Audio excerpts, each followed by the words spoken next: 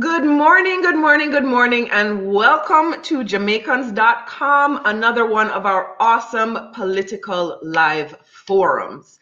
Today, we are doing it bigger than we have done before. We actually have moderators from across the spectrum. We have folks in New York, we have folks in Atlanta, and we have folks in South Florida. And we are bringing you a spectacular lineup of people in politics candidates from across the spectrum. Now, this is a live show, so if you have questions, please go ahead and put them in the comments. We will make sure to answer everything. We actually have our Congresswoman Yvette Clarke from New York standing by, along with Sheron Pearson, who is going to kick the show off. But of course, always with the public service announcements, we want to remind everyone that you can get your mail-in ballots, of course, because many of the primaries have already gone. Ours in South Florida and Florida are coming up on August 18th, which is just over a week from now. And so you can't apply for your mail-in ballot anymore. Perhaps you can, but we're not advising it because of the short window and the mail delays. However, for the general election, you can always ask for your mail-in ballot. Go to turbovote.org. If you are an American overseas, votefromabroad.org. It's probably too late for your primaries for that, but make sure that you are registering so you can vote in the general election that's coming up in November. Just a setup for today, we did not reach out to candidates based on any kind of party affiliation. We did reach out to folks who have a special connection to Caribbean communities or are advocates of ours or are from within our community. And so today our lineup includes, starting in just over 2 minutes, Yvette Clarke from New York, Congresswoman Yvette Clarke. She's running for re-election in her campaign. We also have a representative in Georgia, Donna McLeod, who is coming up in the 12:30 to 1 o'clock window. We then have former Mayor Alex Penelas, who is running for another term as mayor. He's not the current mayor in Miami-Dade, but he's looking for another term there.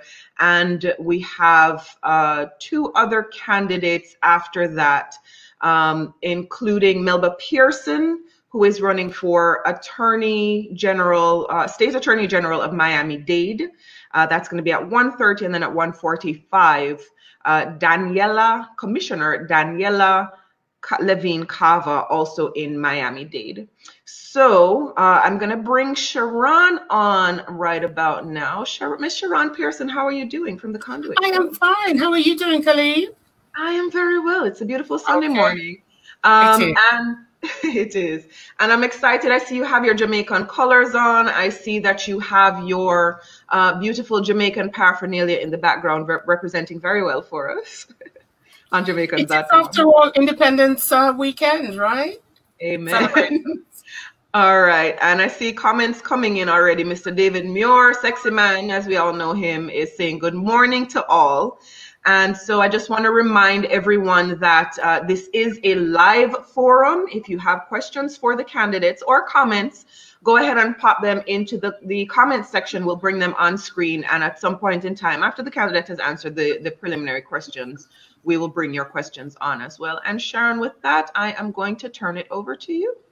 Thank you so much. Very, very welcome. Let me say good morning to all of the listeners who are logging in all over the world. And of course, to the very special guests who I have the privilege of speaking with this Sunday morning. I want to say welcome and good morning to Congresswoman Yvette D. Clarke, who is serving in the 9th Congressional District in the U.S. Her district encompasses central and southern Brooklyn, including the neighborhoods of Brownsville, Crown Heights, East Flatbush, Kensington, Park Slope, Prospect Heights, Midwood, Sheepshead Bay, Marine Park, Gerritsen Beach, and Prospect Lefferts Garden, Prospect Park, Grand Army Plaza, and the Grand Army Plaza Green Market.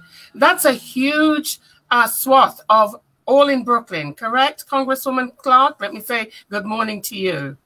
Hello, good morning, Sheron. It's such a pleasure to see you and to be with you once again. And that encompasses Central and South Brooklyn. The whole district is contained in the borough of Brooklyn. Right. I want to say thank you so much for agreeing to be a part of this forum. You are the only political representative from the New York area. And I want to say congratulations, because you recently, in the June primaries, you prevailed to be the Democratic representative to run again in the November elections for that seat that you've held, I think, since 2013. Let me just jump straight into the questions, because I know that our time is very limited. So Sheron, I have held the seat since 2007. And yes, I am the Democratic nominee. Thank you so much. And I'm trying to find my questions. I'm not sure where I put them. This is not a good way to start, but you know what? This is why you always have a backup. So I'm going to just jump into my questions here. And I think the first question I want to ask, and it's something that's relevant to all states in the US, we're talking about the COVID-19 pandemic. I know in May, I think it was, of 2020, and I don't know if that's true today, your state, your district, Brooklyn, had the highest number of deaths from COVID-19. Is that the situation today? And what have you done, or what do you propose to do to alleviate that situation? Well, first of all, let me thank you for raising that question. We continue to be in mourning here in Central Brooklyn for the many lives that we've lost during the COVID-19 pandemic. I'm happy to say that the state of New York, including Central and South Brooklyn, have seen a very dramatic decline in the loss of life in our community. We are a state that took very seriously the spread of the COVID-19 virus and had very strong compliance with the public health recommendations of wearing masks, being socially distant, washing our hands. And so we are now past the peak period for right now of the spread of the virus. We're down to between 3 and 1% infection rate, which is wonderful. But again, you know, our hearts continue to be broken because, you know, New York State was the first state to really be hit extremely hard by the COVID-19 virus and its spread, being a gateway for so many around the world to visit and to come to New York, and not having the type of federal intelligence that we should have had coming from the White House and our public health leadership. We really had to make up for lost time, but that meant a lot of loss of life. That is so true. The questions are disparate, and we may come back to that issue of COVID because it's something that's relevant not just to New York, where we see that the governor is stating that schools should be reopened in September. And I know different states are opening or not opening. What are your thoughts in terms of your borough, Brooklyn, and also the wider greater New York area in terms of school reopenings? And how can parents be reassured that not only their children, but teachers and other ancillary workers will be safe? Yes, you know, it's a really important question that we have here in Central Brooklyn. Of course, many of our families are working class, are middle class. Many have essential workers as part of the household. So we have had to go through extreme measures to try to keep as many people safe within the family unit. Now we have the opportunity for our children to go back to school in the city of New York. And what our school system has decided is to provide options for parents. And that is to either have their children attend classes every day, or a hybrid of both remote learning and in-class instruction, or remote learning exclusively. And I think that that is probably the very best approach, given the fact that we have the largest school system in the nation with over 1 million children attending school in New York City. And then in Central Brooklyn, as I've stated, it's been challenging for many of our families because we must go to work. And the ability to find childcare, the ability to make sure that there's continuity in terms of instruction for our children has been extremely challenging. I am very concerned that we don't see a spike in exposure to our children, to their parents, their grandparents. And so, we have to be extremely meticulous in introducing children back into an indoor setting where they will learn.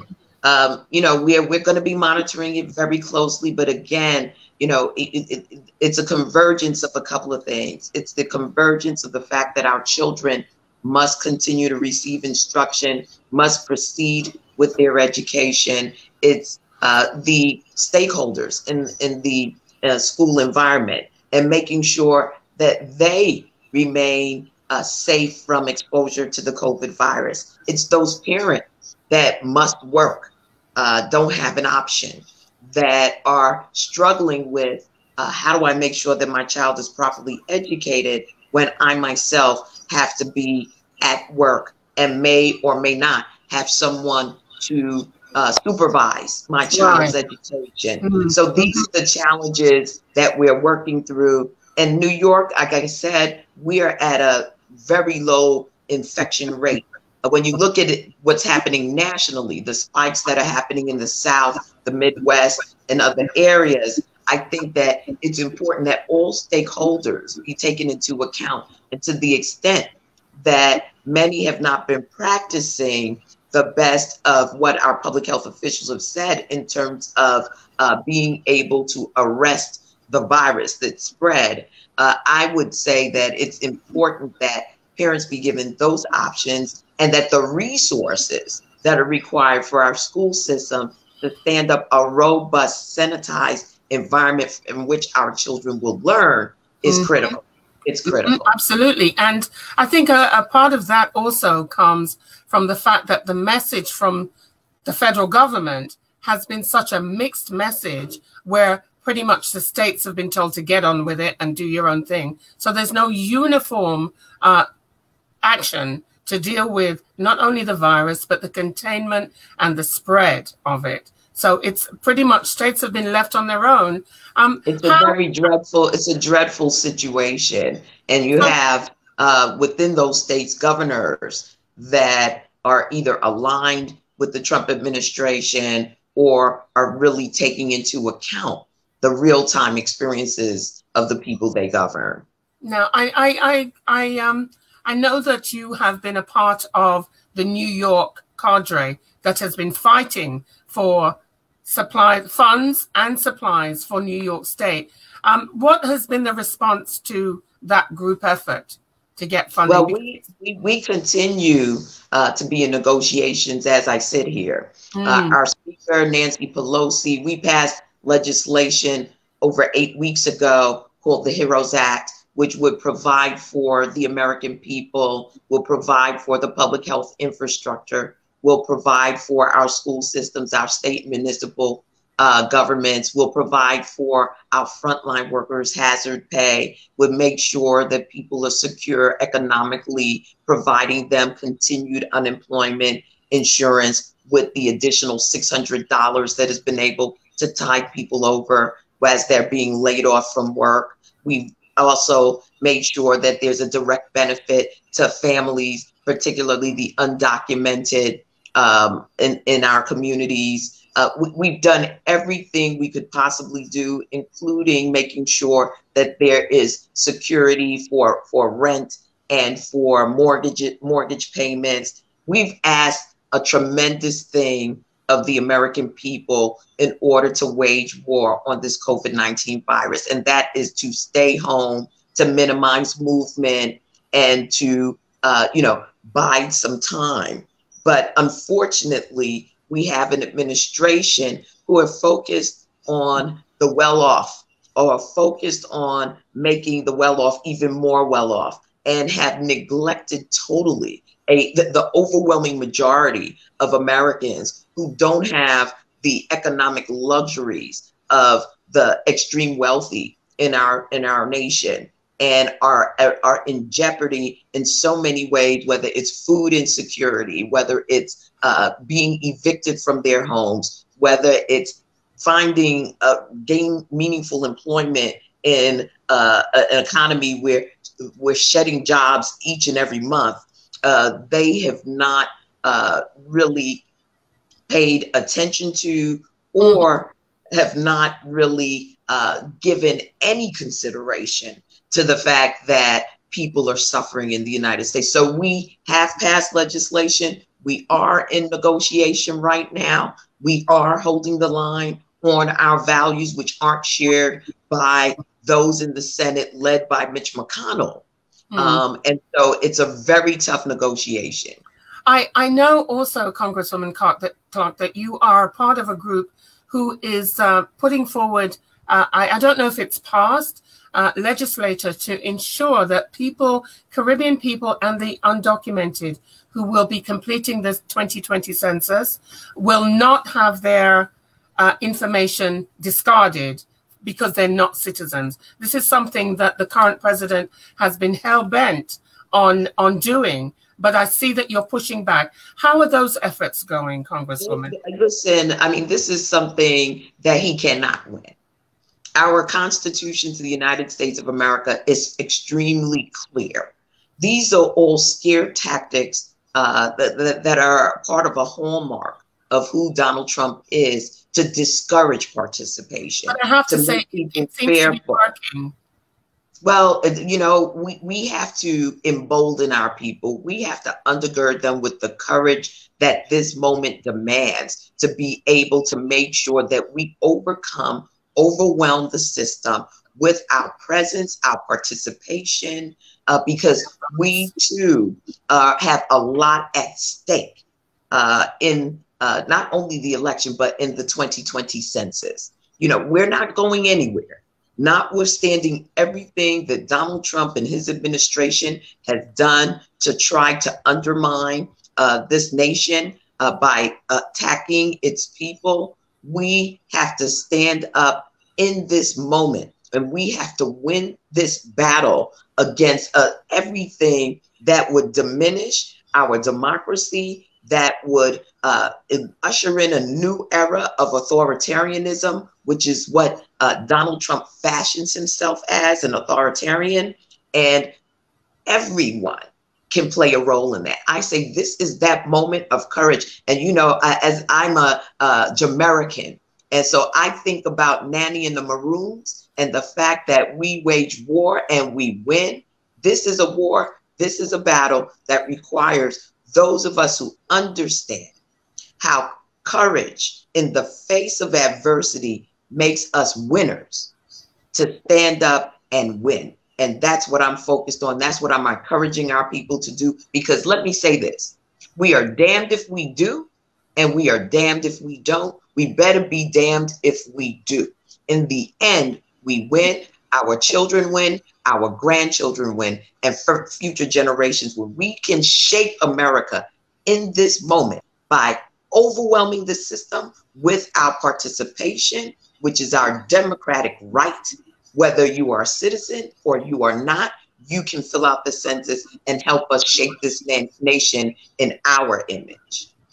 I love that explanation, Congresswoman Clarke, because in my walks and my talks, I know that people are intimidated. They're saying, you know, that if they put their information out there, they're afraid that they're going to be scooped up. And thank you so much for the fight. Well, you know what?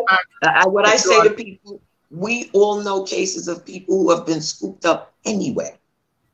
It's not as though scooping up ends, but while you're here, fight for your right. Fight back. Fight for it. You mentioned your Jamaican heritage, and in particular, your Maroon heritage.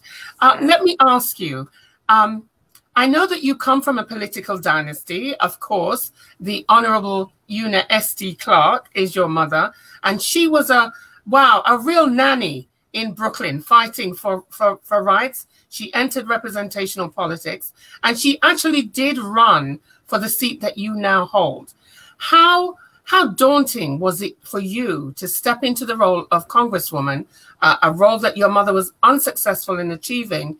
And how did her political experience prepare you for this task?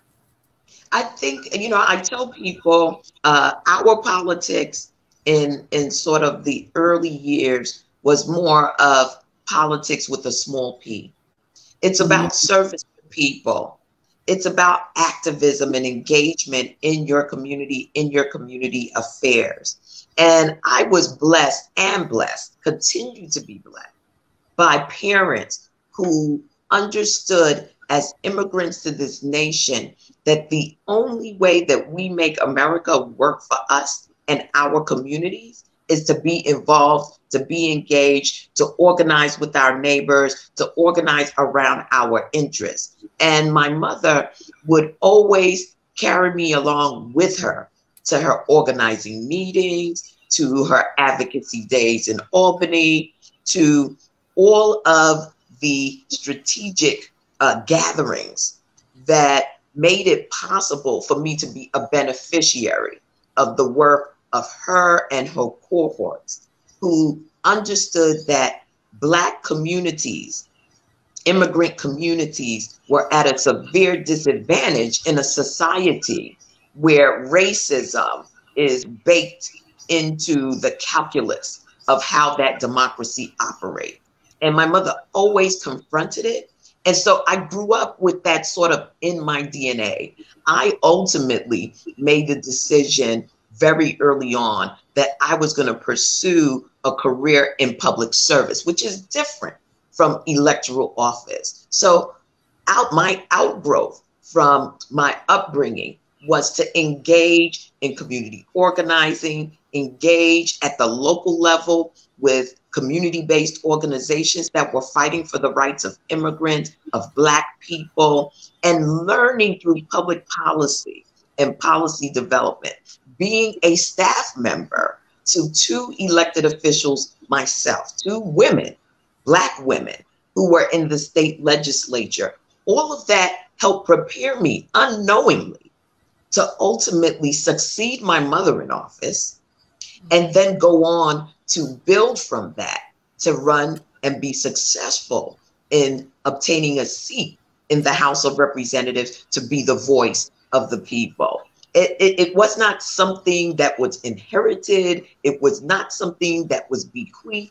There was a lot, and continues to be, a lot of hard work that goes into representing people. And that means you have to engage with your community on a regular basis. You have to be able to feel and understand what everyone is going through. And my community, my constituency is extremely diverse. It's not strictly a Caribbean community. We Absolutely. have people from around the world that live in this district. What we all have in common is a fight for our humanity, our rights in this society, and our ability to embrace and grasp the American dream and shape that in our own image, in a way in which it makes America stronger. And that's what I do each and every day, each and every week. And I'm so grateful that Dr. Clarke was the trailblazer, and my mom, who I love dearly, and that she made that happen for me and for my sibling, my older brother. Right. And I see Miss Moderator has jumped in because there is a question from someone in the audience. And I don't know, Calibe, if you want to just give that question to Sure. Thank you. I apologize for butting in, but I see audience questions coming in, so I do want to pose them to you. Donovan Schrouter says, whether you're a Republican or Democrat, poor people are still suffering. I'm translating that from his dialect, but he asks, what are you doing to uplift the economical welfare and living of people in New York? And what is a Jamaican?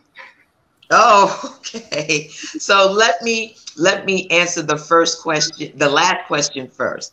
A Jamaican is a U.S. born, culturally Jamaican individual.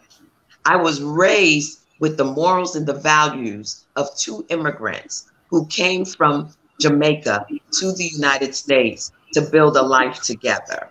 In that, my orientation comes from their lived experiences. The fact that they were born and raised in Jamaica, the fact that my parents made it a point to raise my brother and I with a deep and abiding commitment, understanding of my culture and where it came from. And the fact that, my exposure to my grandparents, my great-grandparents, and so much of the family that are Jamaican makes me a born Jamaican. In terms of poor people, the real issue with the United States of America is the disdain that it holds for people who are impoverished. And this notion that trickle-down economics makes a difference in their lives. And that's the real lie of America. Congresswoman Clarke, I mean, yes. We could have this conversation because I have other questions that I wanted to ask you, but we're under the gun and we have other candidates who are standing by to speak on the forum. Before you go, the last question then that I have to pose to you, we know that you're running for election again in the general election in November. What is it that you want to tell to the public, in your voters in Brooklyn, and to the wider community as to why you should be elected in that position? Well, this is not the time for us to be engaged in what I call putting on new training wheels to bring someone new into office in the midst of a pandemic. You need seasoned, passionate leadership who already have the momentum, who, in my case, I am vice chairman of a committee, and we want to use that seniority in the midst of this pandemic to bring our communities through with the resources, with the legislative mandate to make sure that as we come through the pandemic, we are focused, we are centered on those communities that have lost the most, who have this pandemic has laid bare, have been the brunt of all of the disparities in our nation, whether it's healthcare, whether it's police brutality, whether it's economic depravity. And I have advanced legislation that I know will become law, working with my colleagues to make that paradigm shift. This is a transformative moment. I'm ready. I'm prepared. I know my way around Washington, D.C., and I'm asking for my constituents to re-elect me to the United States House of Representatives to continue the work that we know will yield dividends, not only for my constituents today, but future generations to come. And I think you wrapped that up very, very nicely. I'm not sure if I have time for one more question because I don't see my moderator jumping in. Oh, you do have time for one more question. Do I have time for one more question? I do. Okay. Yes. There's so many questions, but let me just throw this one at you. Your constituency, your district is, we can say, one of the hotbeds for gentrification. And I know there's an issue of affordable housing. What are you doing to redress this issue? Because we know buildings are going up everywhere. Are people in immigrant communities getting contracts to erect those buildings, work in those buildings, and live in those buildings? Well, we have been really pushing back on the exploitation of our communities through housing development. And what I've found is that this all emanates from municipal city policy. I have reached out to our mayor. I have looked at the contracts that are being let. We are beginning to see more Caribbean developers doing fully affordable housing. There's a new large building going up in the 9th District of New York that is being developed by 2 Black Caribbean developers as we speak. However, that is not enough. I've introduced legislation in the House of Representatives that would change the area median income formula, which is how developers are able to obtain the wealth, because it's predicated on the wealth of people outside of the city, people who are far wealthier than the average New Yorker, the average New York City resident. They are people in Westchester, on Long Island, and we needed to change that formula so it is more reflective of the people who actually live and work and gain wages in the city of New York. That legislation has been acclaimed in Washington, D.C. And as we are now battling with the COVID crisis, it's becoming more and more apparent that we must make sure that we are investing as we rebuild in affordable housing. I'm working very closely with Congresswoman Maxine Waters, who is the chairwoman of the Committee with Jurisdiction for Housing. And I believe there's going to be a paradigm shift. There has to be, given what we're up against as a result of the economic shutdown, that will then refocus on the poor, the working poor, those aspiring to be in the middle class, so that housing is a right and not a privilege. Thank you so much, Congresswoman Clarke. And let me see if I can sneak in another quick question. I'm wondering, I guess people are still in bed, or they're going to come afterwards with their questions. But is there a way that people can reach out to your constituency office? Where can they get hold of you, by email or writing a letter to you if they have a preference?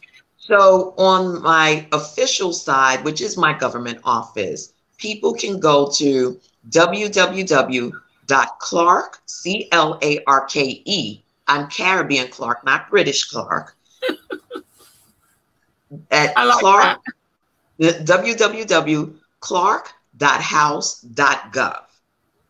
Clarke.house.gov. Don't forget, it's Clarke with an E. And on my political side, they can go to VoteYvette.com, and that's Yvette with a Y. That's French Yvette, Y-V-E-T-T-E. VoteYvette.com. I want to wish you all the best, because I know that Ms. Calibe, our moderator, is going to be jumping in.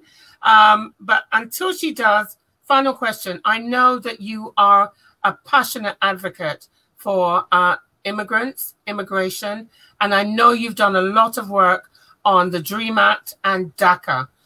Could you just quickly explain what is the DREAM Act for those who don't know, and where do our DACA adults now stand?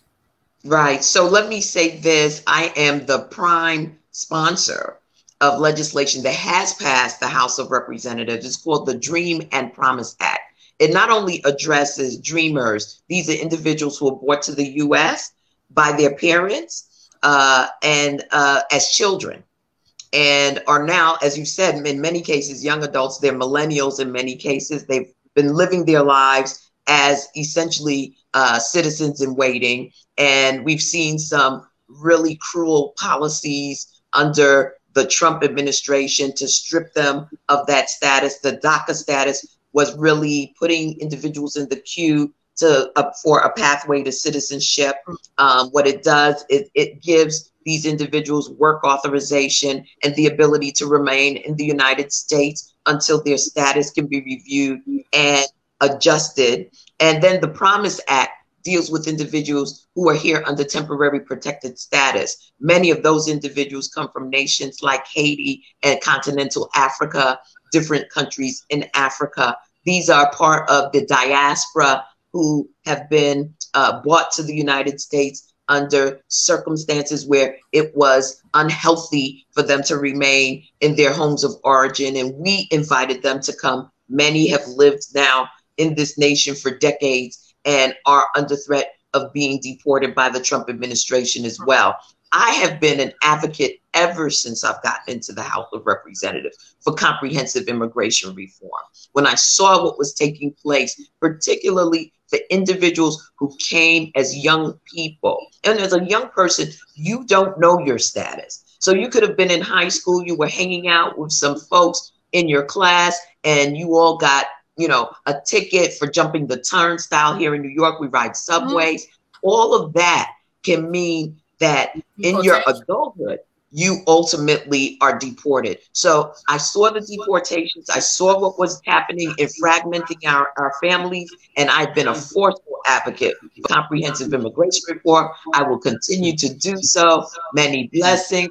Ms. Sheron, thank you for the interview. And listen, thank you for having me. Everyone, I don't care where you live, wear a mask, stay safe, stay healthy, stay strong, and stay blessed. Thank you for having me. Walk good. My pleasure. Thank you. God bless you and your family. Thank you so much. I love that. Thank you, Ms. Calibe.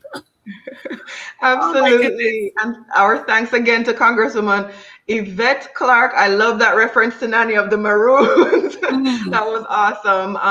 And Sheron, thank you. You're doing a great job. Would you like to introduce Mr. Will Hart, who is our next moderator? I think I will. Yes, I will. Hi, Will.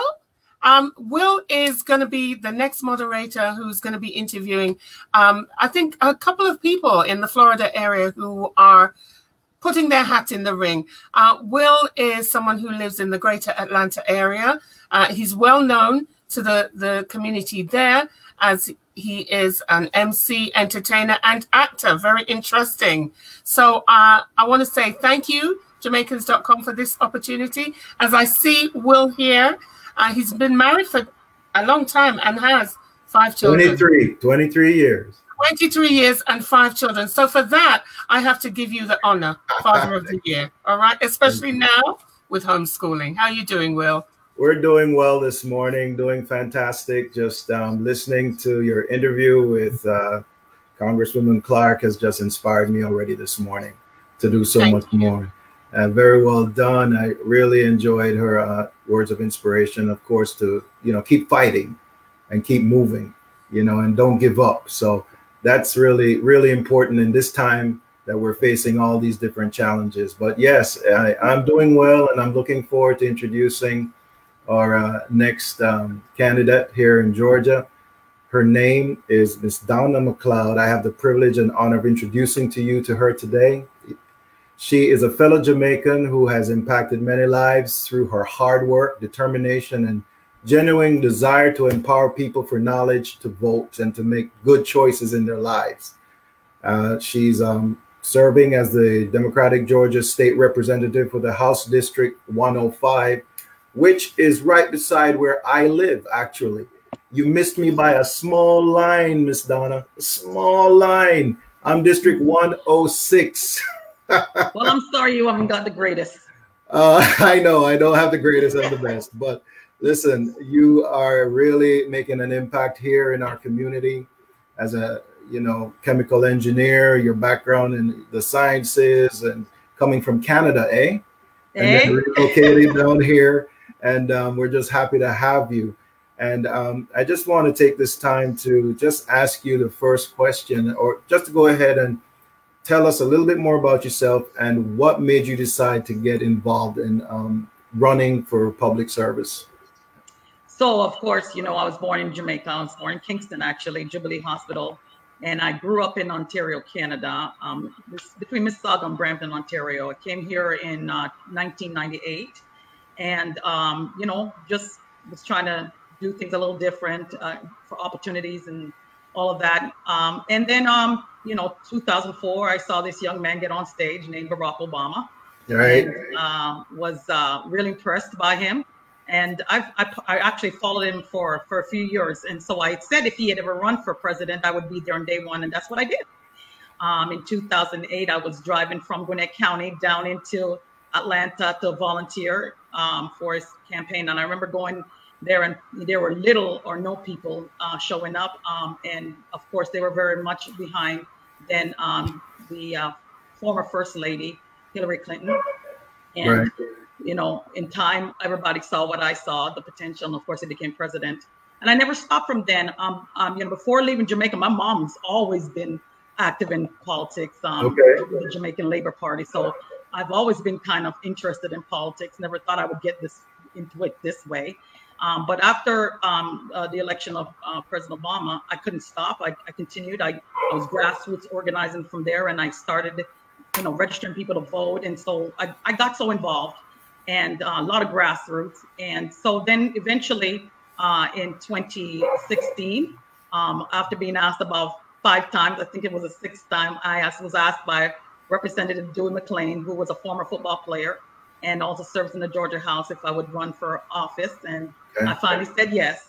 I lost that race by 222 votes. Wow, that was slim. That was very slim, But, you know, as a yardie, you pick up and you get back on it. And so in 2017, I was on the ground with my team. We were knocking doors. This is an off year in 2017. So, and by 2018, we came back and won that election by over 4,000 votes. I had the honor of being endorsed by the sitting president at the time in 2016, Barack Obama, and he endorsed me again in 2018. Fantastic. And so now, I wasn't quite aware that I was going to be the first Jamaican to serve in the Georgia House. So we were trying to flip a seat and also, change and beat the gerrymandering thing. And I was surprised when somebody called me and said, "Do you know you're the first Jamaican born to serve in the Georgia House?" And so obviously I made history doing that. Wonderful, wonderful. Well, we're happy to have you, especially with that gerrymandering. That's why I'm at 106 and not 105. But right. I see that you're actually passionate about education, which is a huge issue right now in our community, especially Gwinnett being one of the largest communities in the state of Georgia. And we are so rampant with the pandemic. We're having issues, you know, this whole going back to school thing with the kids going back and 250 kids being sent home, and the teachers and the ancillary staff just this week alone because of a COVID positive test. What's your position on the whole going back to school, the transitioning for the education? You know, I have 3 kids who will be online here at home, and particularly for the underserved market, because they may not be able to have the whole setup for internet, computers, the different things to function. What is your position on that?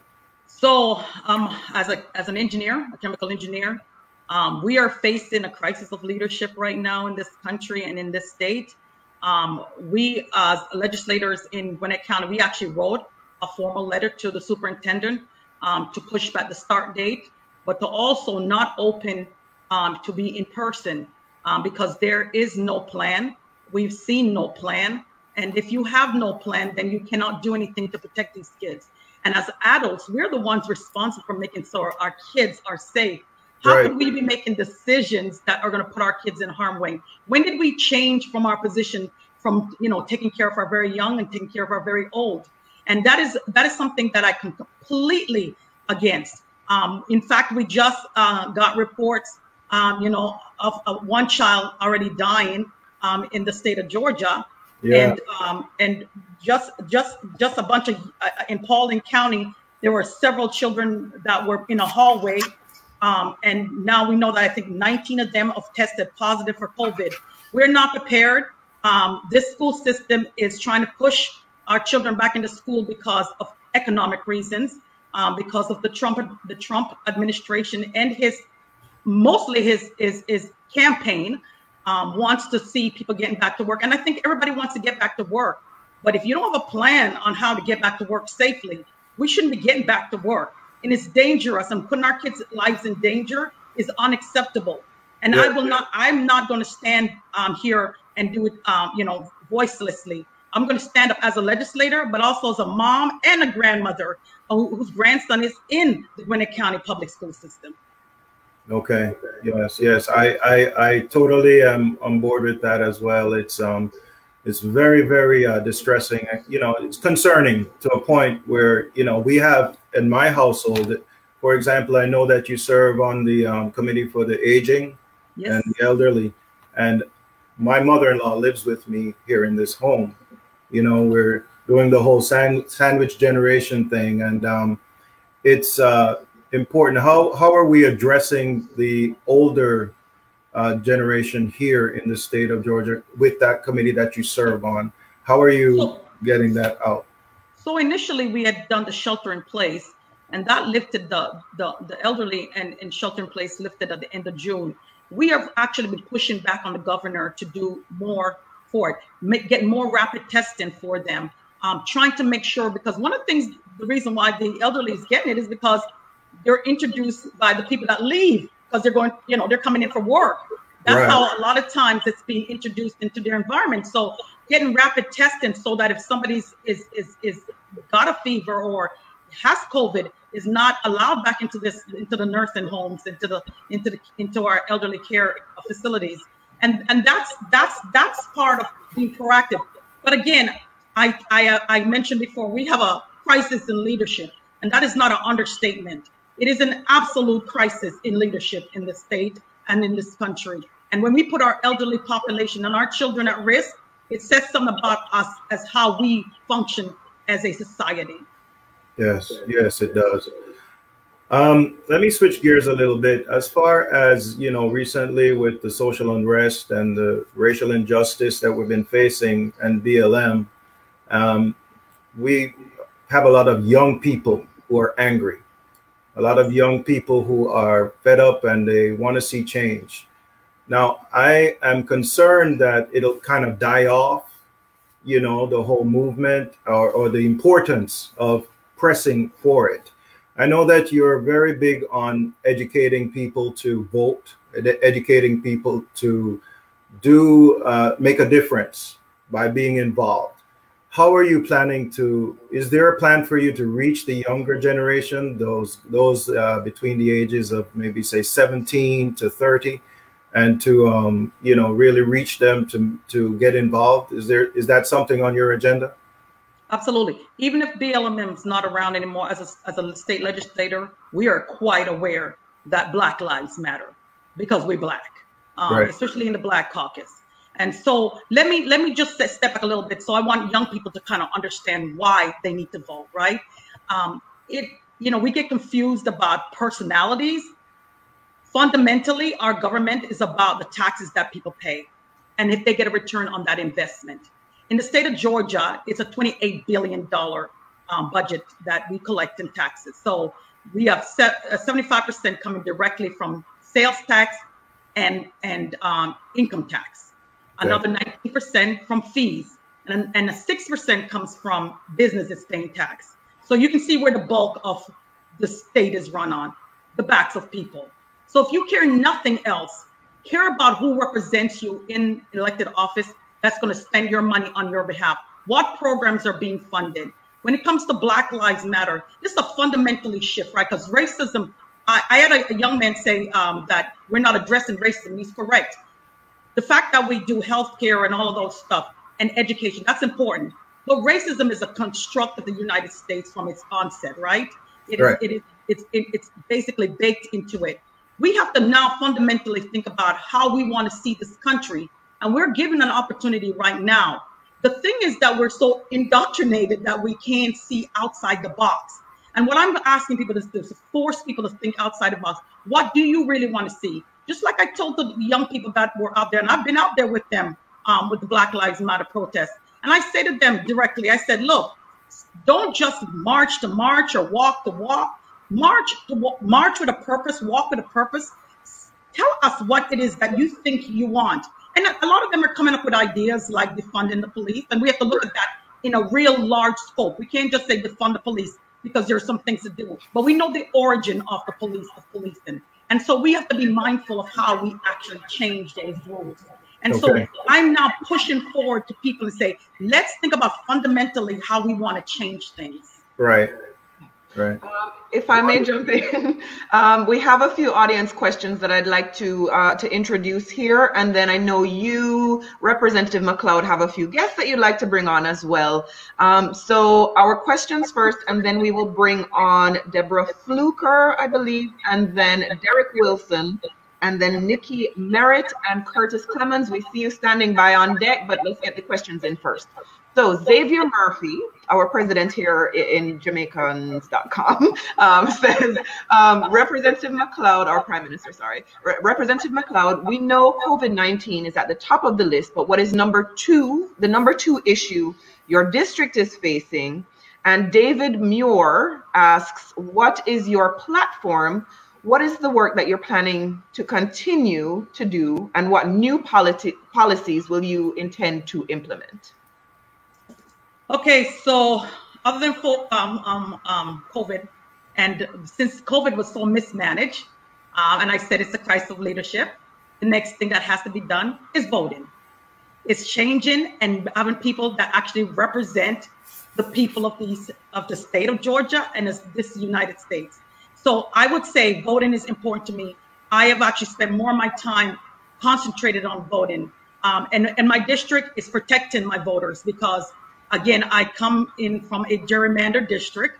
And so voting is imperative. And so I'm making sure that I am working with the supervisor of elections in the county, as well as the Secretary of State, and making sure that some of the disasters that we've seen from 2016, 2018, and in the primary of 2020 that we've seen needs to be corrected. They have been out of control, and it's completely because they just simply do not want representative democracy. They want something else, and they don't believe that everybody has the right or to be fair to each person that votes in this country. And so for me, I'm focusing a lot on elections and voting. The next topic in my district, besides education, is healthcare. That's a very important thing. I can't tell you how many people's door I knocked out that had, loads of bills from healthcare related, causing them to go bankrupt. And so, healthcare is important. And, President Barack Obama passed the Affordable Care Act, but instead our state never expanded Medicaid. And I think this is something that is critical for us to work on and continue to work on. And that's where my mission is, and making sure that I give my folks all the opportunities of representation that they need and for them to be able to live. Fantastic. I also know that you're pretty interested in the transportation of coming into the Gwinnett County area. So we have some proponents of making this available to us and some people who are against it. Yes. Because obviously, it will benefit by opening up doors. People can travel back and forth. They can save on gas. They can get to their jobs. Jobs can come in from outside into the Gwinnett County area. But there are people who are against it because they just don't want certain distractions, if you will, look here, in the community. Look here, if they were worried about us being here, we're here. Gwinnett Right. County is now majority people of color, so they need to get past that. The Right. other thing is, a lot of people don't look. Everybody looks inwards instead of external, right? And when I remember going to folks' door, and I remember meeting two women that actually were supervisors at Kroger supermarket. And one of the things, they were so excited about me running on transportation because they had employees that were having a hard time getting to work. And I asked the next person, who said to me they were concerned about transportation or buses or having extended bus service up here. And I said, so how do you think that your groceries get on your shelf? You want folks, how do you think that people that are making $9 an hour can afford a car, insurance, payments, all of that, and still put your groceries on the shelf? Some people are very unempathetic, right? They don't have empathy. They can sympathize if something's wrong with them. Everybody needs to pay attention to them. But empathy is a lot harder. If you don't need transportation, bus transportation, then you tend to think, oh, it doesn't affect me. But it does affect you, because you like to sit in a restaurant and have somebody serve you. And guess what? Those are usually not your $60,000 or $80,000 a year employees. And so I always push back and say, look, there's a need for folks to be to have transportation. And sitting in traffic for an hour and a half is not my cup of tea. Right. What an amazing point. I'm going to ask that we bring on Judge Fluker now, because we have maybe 2 or 3 minutes per guest. So Will, you can just introduce everyone as you roll along here. Okay, we have Ms. Deborah Fluker. She is running for the Georgia Superior Court Judge, Gwinnett Circuit. She's looking to succeed Schrader. So we want to introduce her today. Ms. Fluker, go ahead and tell us a little bit about yourself. Well, good afternoon, everyone. Good afternoon, Representative McLeod, and thank you all for having me. I am running to unseat an incumbent judge here in Gwinnett County. A little bit about my background. I've been a practicing attorney since 1997, and I've been a full-time judge here in Gwinnett County since 2016. As a full-time judge, my role is to sit in Superior Court for all 11 divisions, all elected Superior Court judges.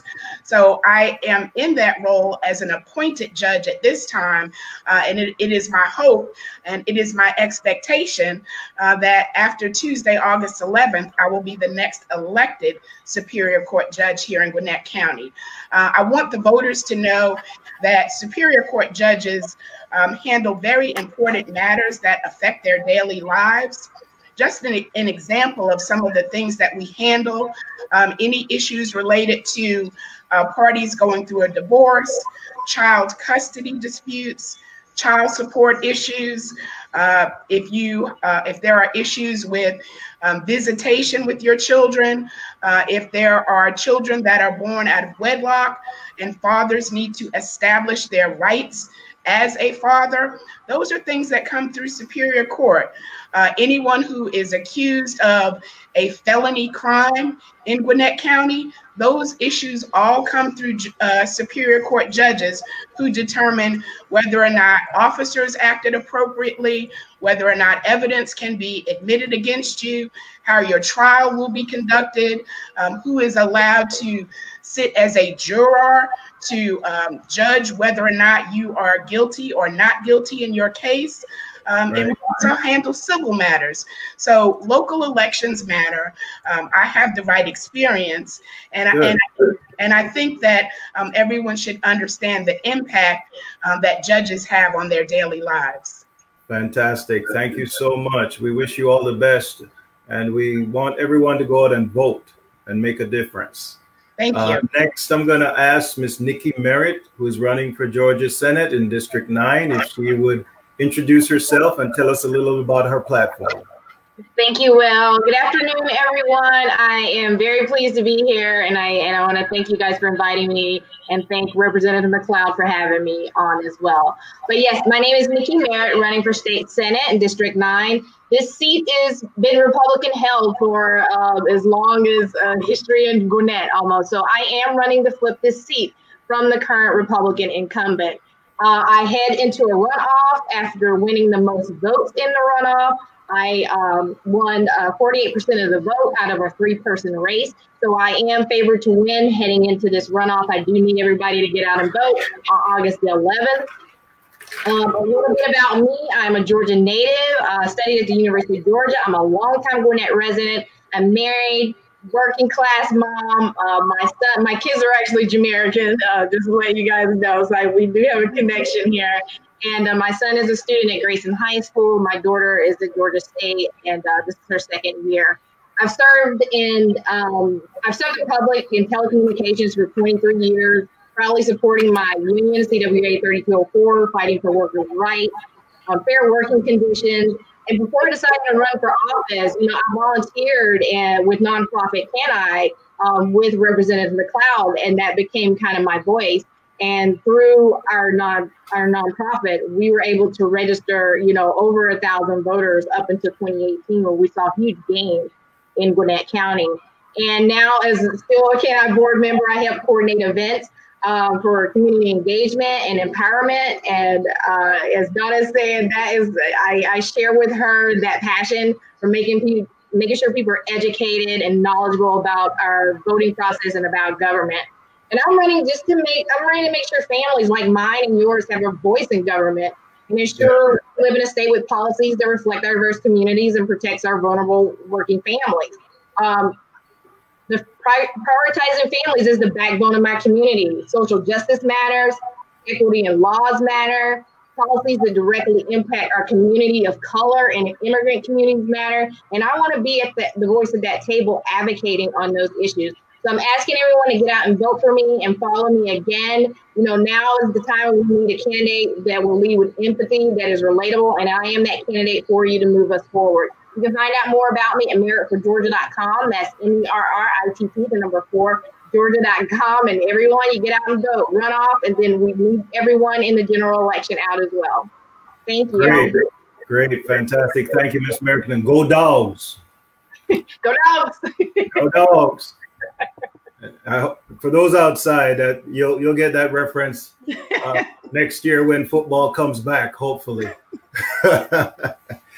Well, next we have Mr. Derek Wilson, who is running for Gwinnett County Commissioner, District 3. Mr. Wilson, if you'll come in and tell us a little bit about yourself and your goals.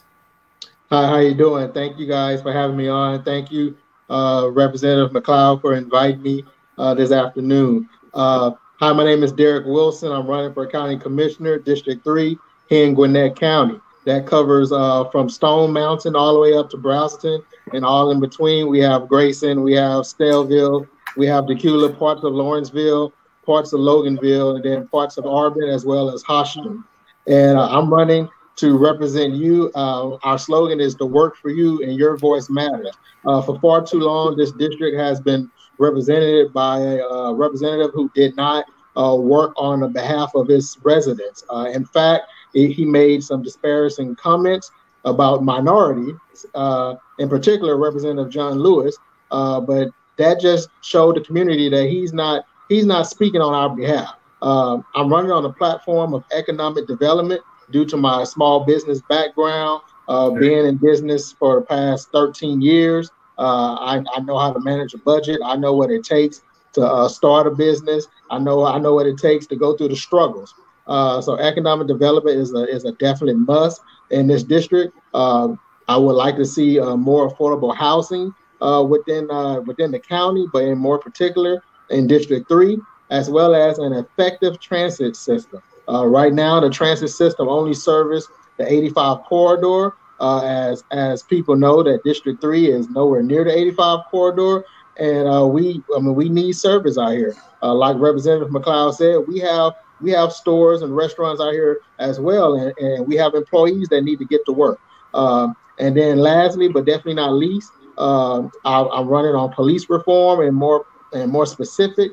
I would like to see a mental health and diversity training amongst our police staff, because out here in Gwinnett, if there's a mental crisis, they send a sheriff out, and then that could be very detrimental to the person that's in the mental crisis. I would like to see more like a crisis response team that have a mixture of police as well as social work and mental health professionals.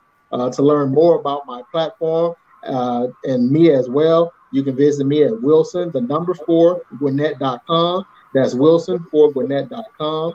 And again, thank you guys for having me out. And I'm just excited to be here. Fantastic. Thank you so much. We wish you all the best. And previously, Judge Fluker says you can visit her site at www.judgefluker.com. Pretty simple. JudgeFluker.com. Last and not least, we have Mr. Curtis Clemens, who is running for Gwinnett County Sheriff. We're going to ask him to introduce himself and tell us a little bit about his platform and why he's running. Go ahead, Mr. Clemens. Good afternoon. Thank you for having me, and Representative McLeod, thank you for inviting me for this forum. My name is Curtis Clemens, and as you said, I am running for Gwinnett County Sheriff. We need change in Gwinnett County. We have the same sheriff and administration that has been in office for almost 30 years, and it's the same backward thinking that has allowed him to remain in office. This is the same sheriff that believes that Black Lives Matter is a terrorist organization, and we don't need that kind of thinking when you have essentially an international community here in Gwinnett County. So my platform has always been and continues to be to put the community first, and as part of that, the first thing I want to do as sheriff is end the divisive, discriminatory, and expensive 287G ICE deportation program that breaks up families and is inherently discriminatory against Black and brown people in Gwinnett County. The other thing I want to focus on is mental health reform in the jail. Much like Mr. Wilson had talked about earlier, we need deputies trained to be crisis intervention teams where we can help assess and determine if people need treatment instead of jail time, and also hope to de-escalate the incidences of excessive force used by deputies and law enforcement at the Gwinnett County Jail. And finally, the other thing that I want to definitely make sure that people understand, I am for cash bond reform, ending and changing the cash bail bond system. What I would like to do is see that if your bond is $500 or less, and it is a misdemeanor offense, non-violent, non-sexual offense, we want people to be able to sign for their own bond, get out of jail, go back to work, take care of their families, and have their day in court with dignity, just like anybody else. For some people, that $500 may be a drop in the bucket, but for other families, that $500 could be the difference between whether or not they're going to have a place to live or if the family's going to be able to eat for the next month. So I want to make sure that we actually put the community first, and I want people to be reminded that they come out August 11th, next Tuesday, vote Clemens for sheriff. If you want to find out more about me, you can go to clemensforsheriff.com, and I appreciate the opportunity to be here. Absolutely, absolutely. Great having you, and we wish you all the best again, and you're voting on August 11th. Ms. McLeod, it's been a pleasure. You and I have met at numerous Caribbean functions, and our community is growing, and we are getting stronger and stronger here locally in the Atlanta area, Metro Atlanta area, I should say. As far as our involvement, just leave this last question with you. How do you gauge where we are as a community, and is there a need for us to be more involved? And when you finish, and you can then wrap up if you want with any challenge that you have for us, and then we'll move on to the next phase. Go ahead. So as a community, like you said, we're growing. I don't want to hear, I'm going back to Jamaica, and 40 years later, you're still here. I don't want to hear it. Okay. Get yourself your citizenship and get involved, because the vote is the most powerful thing we give to each other. Knowledge is the most powerful thing you give to yourself, but the vote is the most powerful thing we give to each other, because it determines how we actually live amongst each other in this society, in a democratic society. So I challenge everyone out there to make sure that you're getting your citizenship, you're getting yourself counted on the census. This is very important, because money's come back to the states for that reason, for all the states.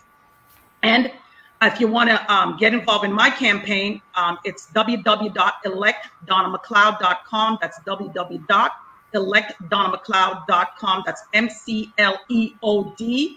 And again, I will be on the ballot as an incumbent this November. So again, the Yardie's on the ballot and need your support. So big up to all of you all out there, and make sure that we're showing up and we're showing out at the polls, because literally our lives depend on it. Thank you, thank you, thank you. Yes, I second that, and I appreciate your time and your to be with us today. And Calibe, I would like to hand this over to you now and let you know that Georgia's got some good people that are moving some things here. So I would hope so, and thank you for doing such an awesome job all this time with all of those candidates that you had to work with. Will Hart, everybody. Bye, Will. Thank you all. Have a wonderful day. All right. All right. So thank you all who are still watching, whether you are in New York or in Georgia or here in South Florida. And we have an amazing treat, because we have a former mayor coming up. We have a commissioner coming up. We have a candidate for Miami-Dade State Attorney General. And so with that, I do want to introduce my junior moderator, Bianca Murphy. Bianca, you seem to be muted, so I'm going to ask you to unmute and just say hi to everyone before we bring on Mayor Alex Penelas. Hello, everyone. All right, so you all know Xavier Murphy, who is our Prime Minister here at Jamaicans.com. This is Junior Murphy. So thank you very much, Bianca. And I am now going to introduce our esteemed guest, Mayor Alex Penelas. Thank you so much for joining us today on Jamaicans.com. How are you? Calibe, thank you. Thank you for having me. How are you doing? I am very well, and thank you for saying my name right the first time. I love it. Yeah, so let's jump right into it, because you are looking for a very prestigious position that you have had before. Now, you know how stressful it is to be a mayor, especially of a, as large and as robust and diverse a county as Miami-Dade is. Why is it that you decided to come out of politics and then re-enter politics at this time? Well, I'll start by saying that my wife thinks I'm insane. Okay, so let's start there. But having said that, you know, first of all, thank you for having me this afternoon. It's a pleasure and an honor to be on with you. And I'm so thankful for all those who are watching and listening this afternoon.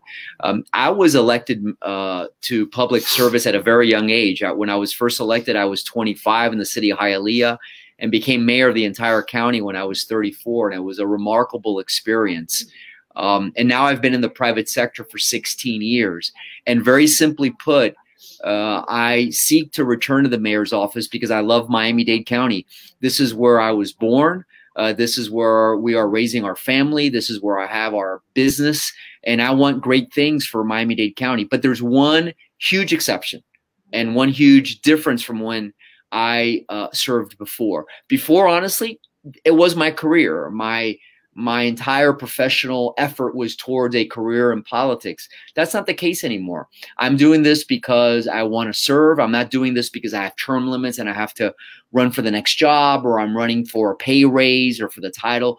I'm doing this because I love Miami-Dade County. And unfortunately, I've seen that a lot of the important issues that we face, we haven't gotten very far in the last 15 years. Affordable housing is a critical problem. We've made very little progress with our transportation, our public transportation.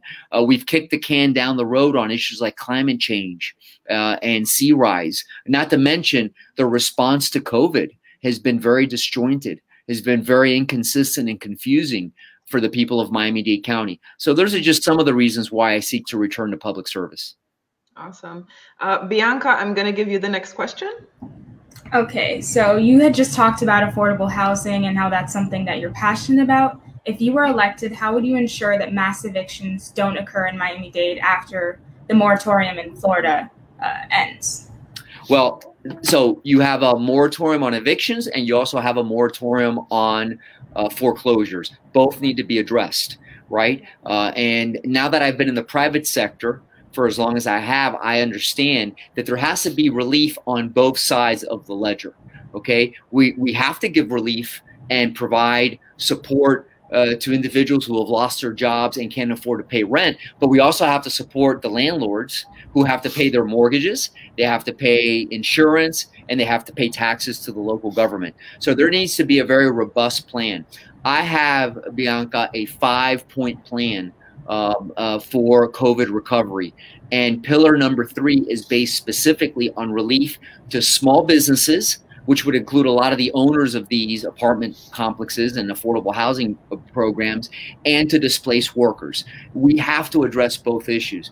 One of the things I would do is by immediately jumpstarting our local economy with a local first program. It's something very similar to what I did after 9/11, after September 11th, where I really pooled the immense purchasing power of our local governments and the public of Miami-Dade County to support local businesses first: restaurants, bars, hotels, grocery stores, theaters, and that really got us, at least in the midterm, through that hump until we were recovered after 9/11. So those are some of the things I would do very specifically. Mm-hmm. So next question. Obviously, recently, Black Lives Matter and defunding the police has been a really big topic of discussion. And the police budget is $116.9 million. And a lot of community activists and leaders have talked about reallocating funds away from the Miami-Dade police. What do you think of this? Do you support this, or are you against this? So absolutely, reform is necessary. I'm very much in favor of reform. When I was mayor previously, we had an independent panel, and I fully funded that panel and actually worked hard to give it more power.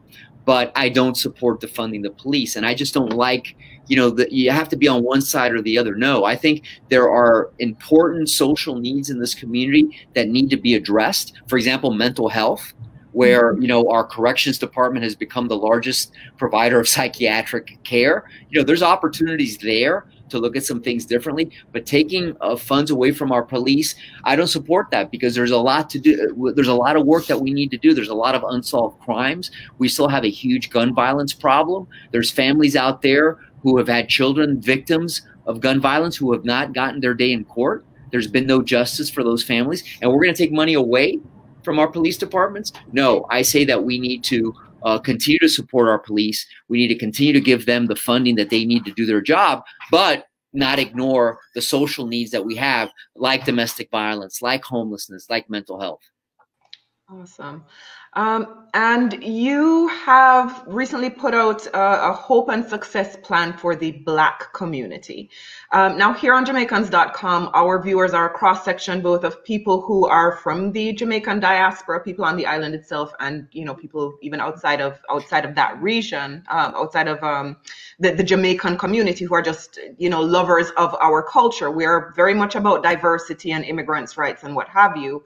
Can you talk first about your plans for hope and success in the Black community, and then about the immigrant community in Miami-Dade specifically? Of course. Listen, I recognize the fact that not all communities in a place like Miami-Dade County have been able to prosper economically the same way. I am very blunt about that. I'm also very blunt about the fact that, it pains me to say this, but racism exists. And it's a real problem, and we can't run away from it.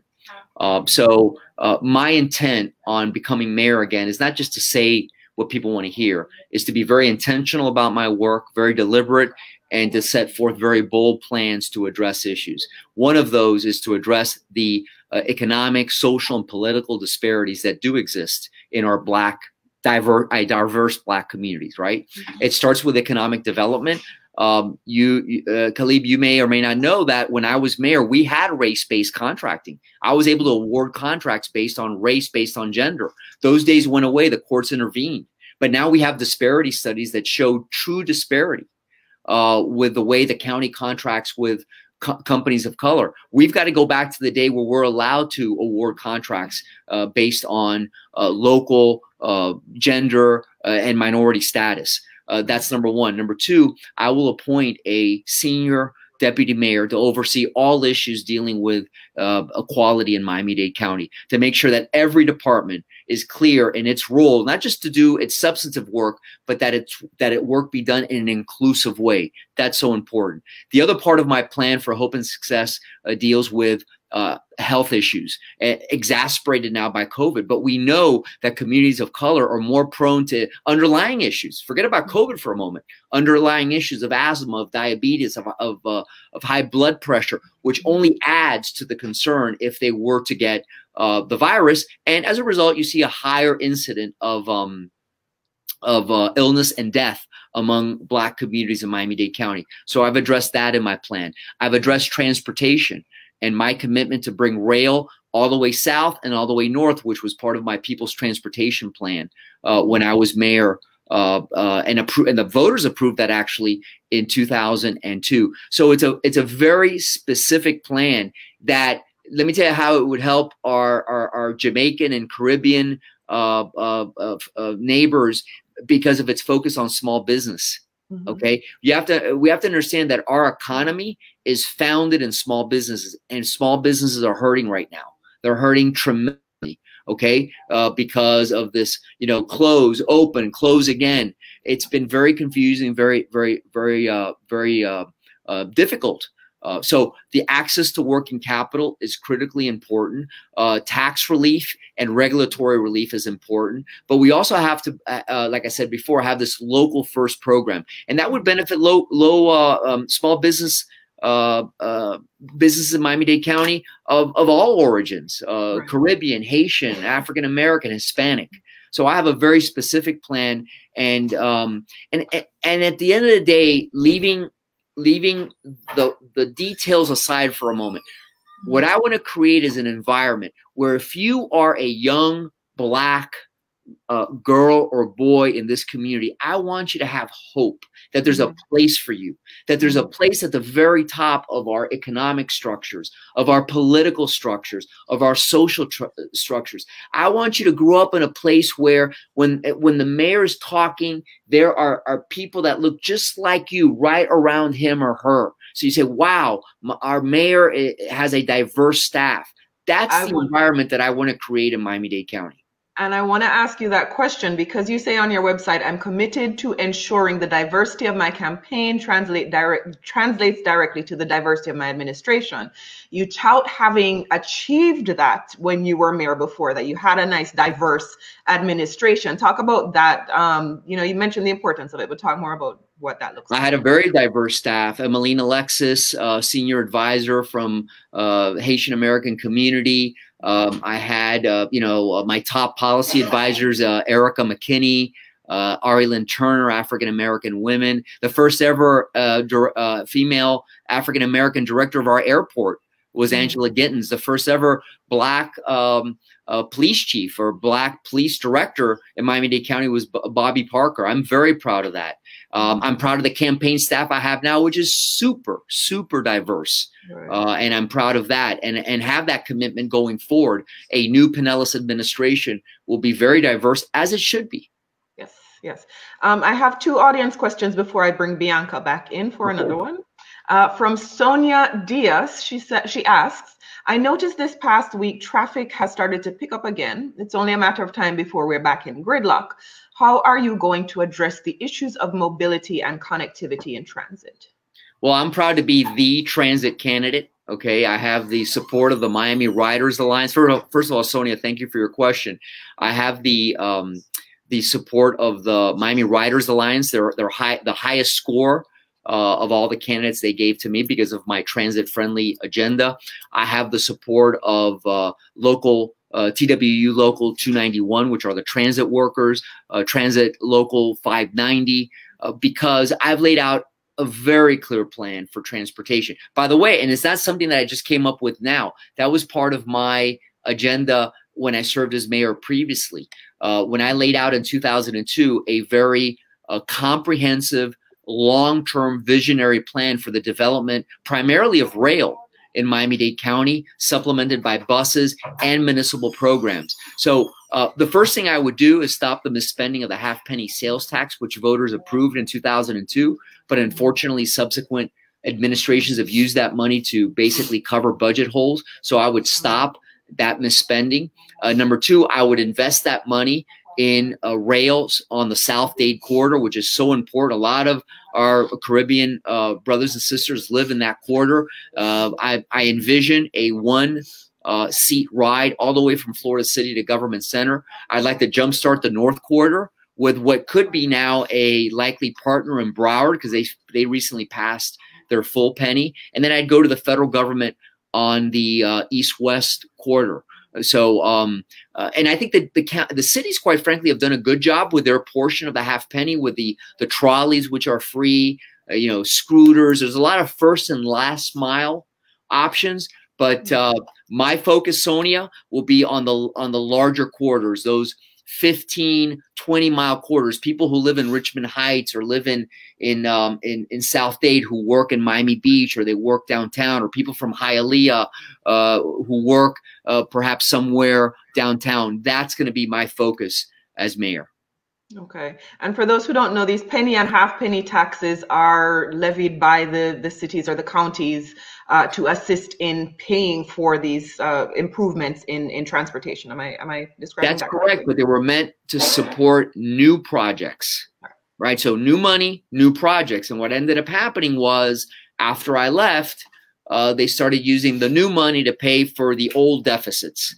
And that's where things got really complicated. And the misspending has been horrendous, over $1.5 billion. Some people will tell you, oh, that we overpromised. One thing has nothing to do with the other. First of all, no one overpromised. No one said that the half penny alone was going to cover all of that. The half penny was meant to be a local source of funding to draw down state and federal money. But number two, how does that give anybody the right to use the money the wrong way? I mean, the money's been misspent grossly, and I will work to correct that. Right. Awesome. We have a question. I'm going to say this might be a little bit outside of the scope, but I'm going to ask it anyway, because of the fact that our Caribbean families are so interconnected, right? Even if you are not a Miami-Dade voter, you can influence Miami-Dade voters, I believe. So I'm going to ask this question from David Muir. He asks, does your reference to local first stretch beyond Dade County and out to the greater South Florida community? So, you know, in the past, we have had what are called reciprocity agreements. Mm-hmm. So it has to really work both ways, okay? Mm-hmm. In order to recognize exactly what you just said, that you may have companies that want to do business in Dade County with Dade County employees, but they may be headquartered perhaps in Broward or Palm Beach. In many instances, we recognize those entities as local if then Broward or Palm Beach have the same rules for our, you follow what I'm saying? Right. So right. A lot of it depends on those reciprocity rules, but it's right. Certainly an option. Absolutely. All right. Thank you very much. And Bianca, let's bring you back in for your next question. So as you said before, gun violence is a big problem in the Miami-Dade community. So as distrust for the police grows, how will you bridge the gap between the police and the people? And how will you work towards ending gun violence in your community? Right. So, you know, on the issue of distrust, I'm a big believer in community policing. I think we need to do a better job of actually recruiting young men and women from certain neighborhoods, give them the proper training, and then send them back to work in those very communities that they grew up in. I think that would go a long, long way in addressing a lot of these mistrust issues that exist. Sensitivity training is another important piece of that. I think we've come a long way in Miami-Dade County in that regard. I've been gone for 16 years, but we've done, you know, based on what I've read, we've done a lot in that regard. Body cameras, I think, are a very positive thing. I would also support something like a national registry to make sure that when we do recruit individuals who maybe didn't live here, that we understand clearly what their background and their history is, not just in the police space, but also in, you know, other things that they may have done, which may show certain predispositions. But I want to be very clear. I think the vast majority of our police are good, honest, decent people. They want the same thing we all do. They want to live in safe communities, and they want to come home safely at night to be with their families, their spouses, and their children. And that gets me to the issue of gun violence. It continues to be a major problem. It's a problem because, you know, it's almost every day that you pick up the newspaper, and some typically it's a young black male has become the victim of gun violence in some community here in Miami-Dade County. We should be ashamed of that. That should not be happening. So my pledge is to work very closely with the latest technologies. I want to make sure there's new technologies out there that I've been made privy to that I think we could implement. I also believe we need to do a better job of reinforcing our investigatory units. We need to bring these cases to justice because, unfortunately, people don't want to talk. So those folks who have committed these crimes are out there, and they're committing the crimes again. And in the meantime, the families of those victims have not gotten justice. And then we don't provide them with any sort of support. There's no counseling. There's no follow-up.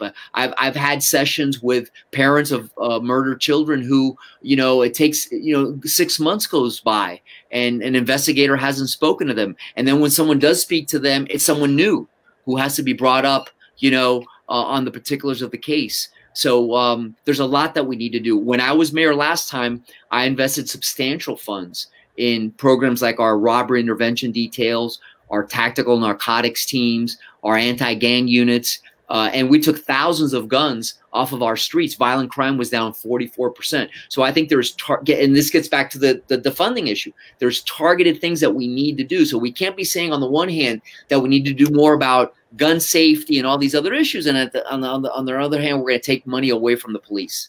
Right. And then there is the question of school and students, and I know COVID is kind of top of mind for everybody with that, but I want to look at another side of this. You say in the same hope and success plan for the Black community, you say we'll utilize the EAT, and I'm not quite sure what that is, but in collaboration with Miami-Dade Public Schools to provide financial literacy, job training, and reemployment programs to the youth and residents in our underserved neighborhoods. I want to zoom in on something like financial literacy, which, you know, we hear about COVID, we hear about the job training and the reemployment, and, you know, how well does any of that get implemented? But I have found personally, I don't have children, but I have found that there is a lack of financial literacy training across the board for all communities. And it is part of, I think, what leads to the great disparity and this ongoing disparity between white communities and communities of color. So can you talk more about that and those types of initiatives that are typically not paid attention to? So the EAT is the Economic Advocacy Trust, which is mandated to help bring about economic development in our minority communities, our Black community specifically. And I address several issues that I think could help with financial literacy, even though, remember, the school system doesn't fall under the county's administration. That's a separate jurisdiction. But things, for example, like internet access. We have, you know, we have thousands, if not hundreds of thousands of families that still in this age don't have access to internet. Right. And now we're living in this COVID world where we're expecting people to be able to perform from home to the extent they can, obviously, because not everybody can work from home. Yet we don't have internet access. That's one of the main ways that I would work with the Economic Advisory Trust. Number two, targeted tax relief to small businesses. That's critical. Access to capital.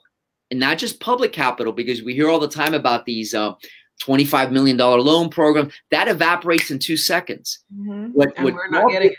Yeah, small businesses need to develop relationships with the established private banking world. That's where the real resources are. Okay, look what happened with the PPP.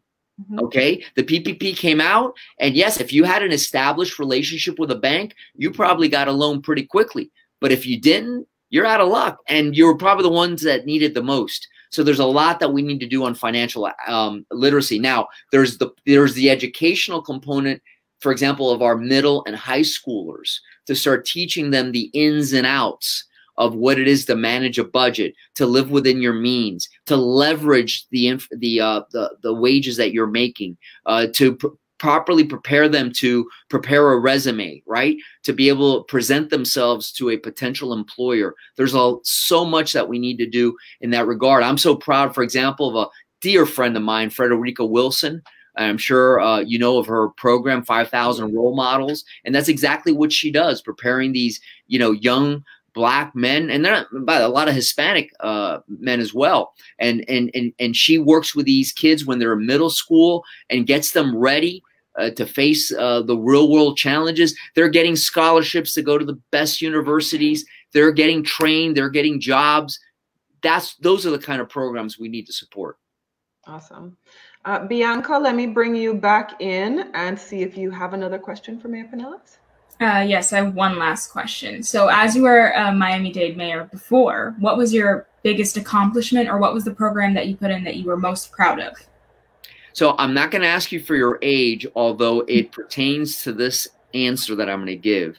But probably you may have benefited from it. And and there were many accomplishments, but I think universal pre-kindergarten was probably the one that I'm most proud of, because although, like I said before, Bianca, education didn't fall directly within the scope of my responsibility, I was really made aware of the immense opportunity that I had as mayor to set forth an agenda for the youngest of our residents, for children.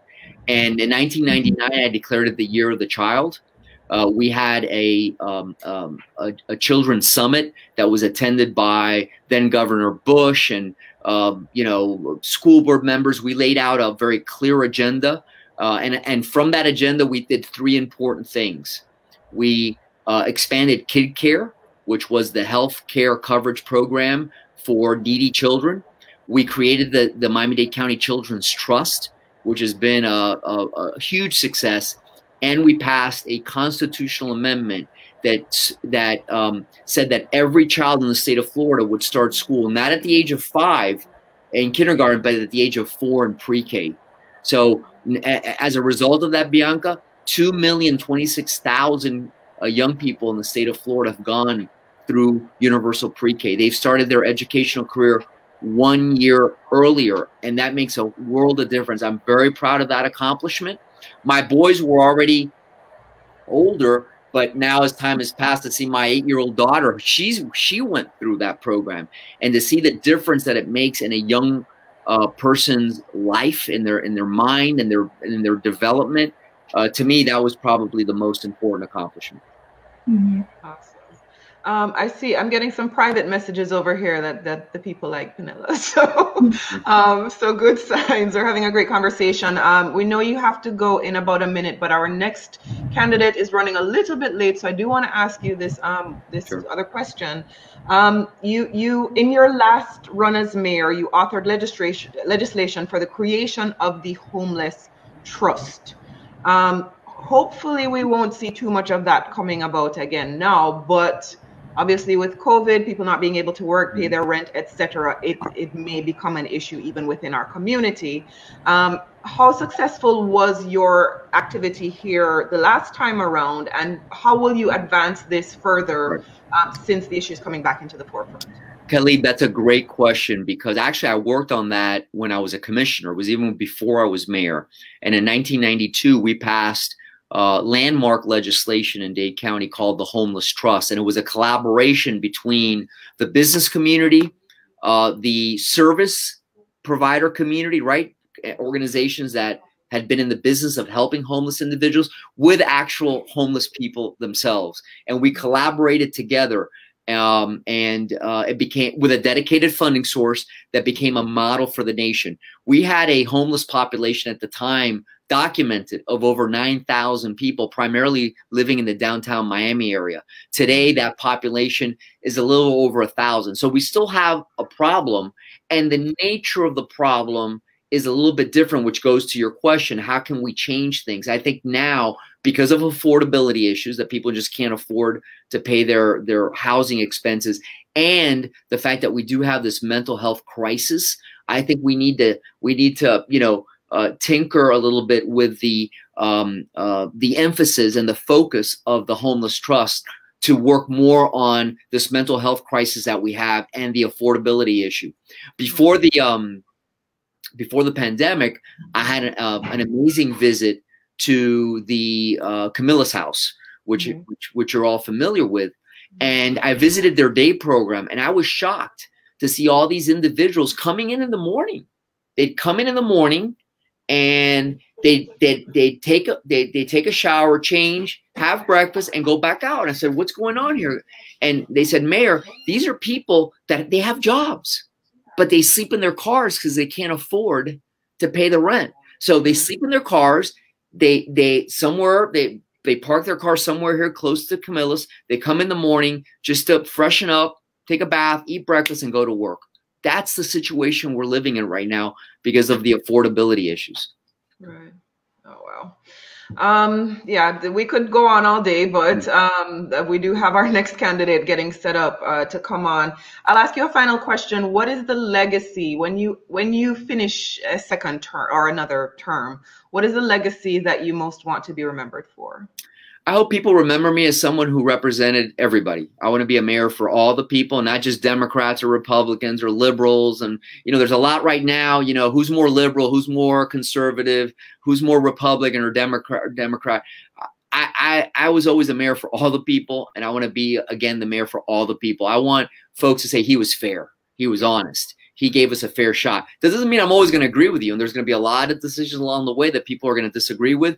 But on every one of those, I hope people feel they got a fair shake. That's the most important thing that you could leave behind. Awesome. Thank you so much, Mayor Alex Penelas, for joining us today. Calibe, thank you. All right. Have a great week. Bye, guys. Bye-bye. All right, that's one of our two mayoral candidates that we are watching out for this afternoon. I see Representative McLeod is still hanging out with us in the background. Thank you for sticking around from Georgia.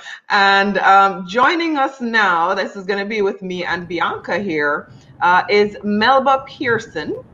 And Melba Pearson is, good afternoon, is a candidate for, let me bring you up on screen, solo candidate for Miami-Dade State Attorney. Good afternoon, Melba Pearson. How are you today? Good afternoon. I'm doing well. How are you doing? Very well, thank you. And it looks like we caught you while you were out stumping for your cause. 9 days. 9 days. So every minute counts. We're doing a caravan today where we're starting in Hialeah. Then we're going to be at Solstice Bowls at Miami-Dade College. And then we're going to loop around through Brownsville and end in Alapata to make sure that we are getting our message out to all of the voters in Miami-Dade County. Amazing, amazing. This is the kind of work you have to put in, people, if you want to win. So we want, Bianca, do you want to ask the first question? This is our junior moderator today, Bianca Murphy. So I'll give you the first question, Bianca. So Miami-Dade has one of the lowest crime turnover rates in the state. So how will you work with local law enforcement to improve this and make sure that crimes are solved and that victims get their justice? Absolutely. So that's one of the key issues we've really been dealing with here in Miami-Dade County, is making sure that people are able to get the closure, that families get the closure they deserve. So one of the things I intend to do is, number one, do a lot more public education about the process. Secondly, I want to do more advocacy to increase the amount of money that people can receive as part of victim relocation, as well as to also expand the criteria to be able to get witness relocation. Too often people are ready to testify, but they're too afraid of the threat to themselves or to their families. So it's really important that people feel confident that their safety is going to be prioritized if they decide to come forward.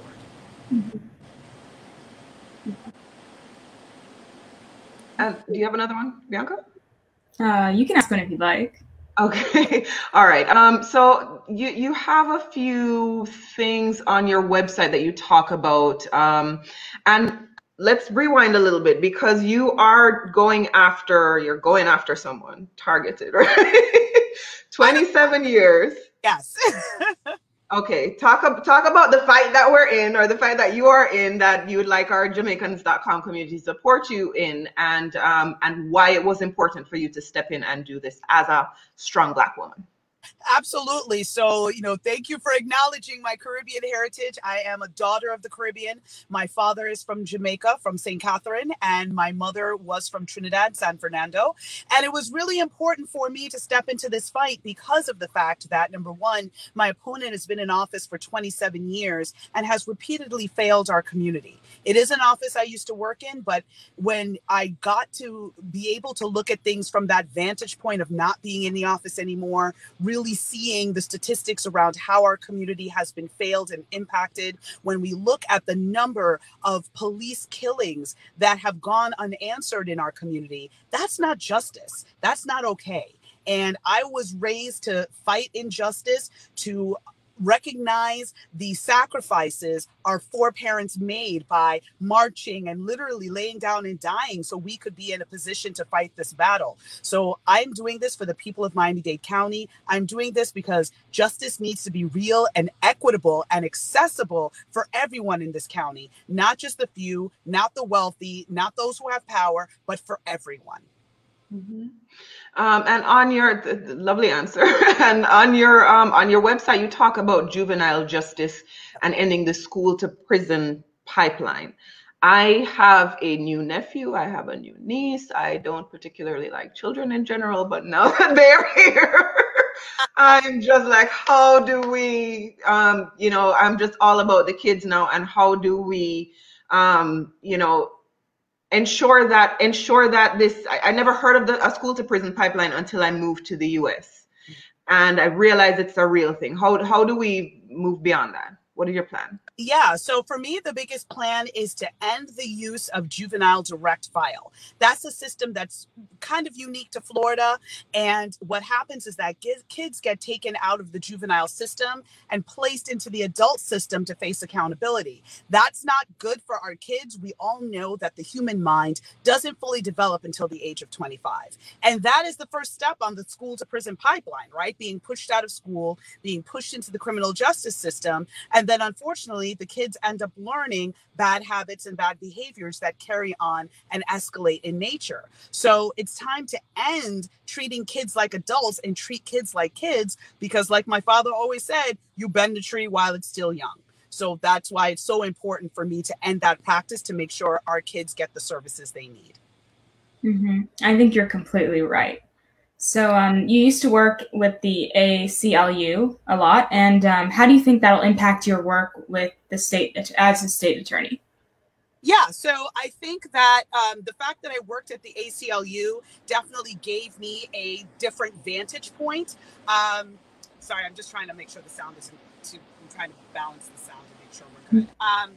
So being part of the ACLU gave me a national as well as a statewide vantage point as to how we can do criminal justice better and be more equitable in the way we go about things. Unfortunately, my opponent has been in office 27 years and has not really embraced all of the advances and great programs that are happening around the country that creates more restoration and rehabilitation rather than, you know, bringing the hammer, which is always prison, right? Some people do need to go to prison, no question.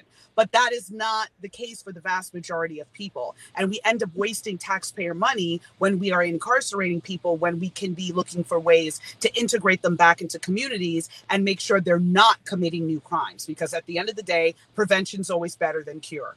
So that is the lesson that I learned from ACLU, was basically how we could do things differently, and also the impact that some of these policies have had, looking at the data, how these have horribly impacted communities of color. So that's what really gave me the ammunition to be able to go forward and do this run, and I will be doing it successfully. I'm gonna ask one here as well, because you touched on how people are rehabilitated. I would love to know more about the platform that you have that talks to the justice system itself and how corrupt law enforcement and public officials are not being held to account. Yeah, so that has definitely been an issue with regards to public corruption here in Miami-Dade County. Too many times we're seeing, you know, the bus driver that uses the county pump to fill his personal car rather than going to a regular gas station, and that being held up as an example of public corruption. We know that's not the public corruption that everybody is thinking about. We know the cities that have been basically an open secret, a joke, where it's like, yeah, we know that the commissioners or the city council people receive kickbacks from developers. We know that, you know, other special interests are able to buy access. And we've also seen it with regular report that came out recently by WLRN, where it discusses the Denise Moon Fund, which was basically used by my opponent as a slush fund to fund different charities that she's connected to on the backs of people in the criminal justice system. So that is a prime example of public corruption. And that is part of the things that make people not have faith in the criminal justice system and not want to participate and testify as a witness if they see something happening, and basically, you know, not want to engage at all. And that backfires on us as a community. That's why it's so important to take a strong stance and be aggressive in the prosecution of these types of cases. And the police are in that formula somewhere as well. So it's not just at the commissioner level or the administrative level, but the boots on the ground. I don't know that we've had a knee in the neck example like George Floyd, but I have continuously heard about things like, I remember, I believe it was the Miami-Dade Police Department that was using, you know, just pictures of random Black people as for target practice in their shootings and so forth. What do you want to do with them specifically, the police departments? Yeah, so when it comes to police departments, I'm going to be creating a civil rights unit. And my civil rights unit will have dedicated prosecutors who only work on police shooting cases. That way we can get closure in a more rapid manner. At present, some of these cases linger for 5 years. That's not justice for anybody. That's not justice for the police officer who may be sitting on desk duty during that entire time. And that is certainly not justice for the families who are waiting for an answer as to what's going to happen with their loved ones. So I think that that approach will be very beneficial and will, again, bring closure to more families, as well as holding bad actors in law enforcement accountable, which is very necessary. Absolutely. Bianca? So on your website, you talk about ending cash bond, and that's something that you want to do. So can you explain a little bit what cash bond is for all the listeners and explain why you think it should end? Certainly. So cash bond is basically the best way to describe it is that every charge, every criminal charge has a numeric value assigned to it. So let me just give an example. And the numbers may not be completely accurate, but I just want to do this for, you know, illustrative purposes. So you get arrested for stealing a car, which is considered grand theft auto. Let's say the amount is $5,000 that is attached to that charge as a cash bond. You either have to pay $5,000 to the court out of pocket and you get that money back at the end, or you pay 10% to a bondsperson and then you don't get that money back. So then you pay $500 to a bondsperson to be able to get out. If you don't have that money, you are not able to get out of custody as a general premise, right? So why that's problematic is that it's creating two systems of justice, one for people with money and one for people without. So when we look at the Jeffrey Epsteins, the Harvey Weinsteins, the R. Kellys, they were able to post bond and get out and then continue offending because they had bad minds, right? Like when we say in Jamaica, you have bad minds, right? So when people have bad minds like that, no amount of money is going to secure the safety of the community. That's why it's so important that we have to shift the cash bond scheme and look at whether or not someone poses a risk rather than, oh, they have money and they're able to get out, therefore they're not a problem, right? So I'm going to end the use of cash bail for people who do not pose a risk to the community in conjunction with programming. So to make sure that people have the ability to address the underlying issues that got them into the system so that they don't reoffend. Because in the long run, that makes for safer communities, right? When you have people not offending, it's better than, you know, oh, they offended, let's punish them. In between, that means there's a victim that's been harmed. There's a family that's now seeking justice. We should prevent all of that altogether by focusing on the cause that got somebody into the system. I think what you're saying is super important, especially because coronavirus has become prisons have become breeding grounds. And you have all these nonviolent offenders who can't really get out because they don't have the money. So, exactly. I've definitely been doing a lot of advocacy around the COVID issue and really fighting to make sure that people who are in custody that don't pose a risk are able to be released and shelter at home. Also, I had been advocating for a moratorium on arrests of nonviolent offenses by the use of either civil citations, which again gives you information that you still face accountability, or using arrest warrants. Because at the end of the day, where are you going? Like, you can barely, you know, I was looking, and this is like kind of a random side note, you know, I was planning post, you know, election, going to Jamaica for 3 weeks to relax on the beach and see my family and all that.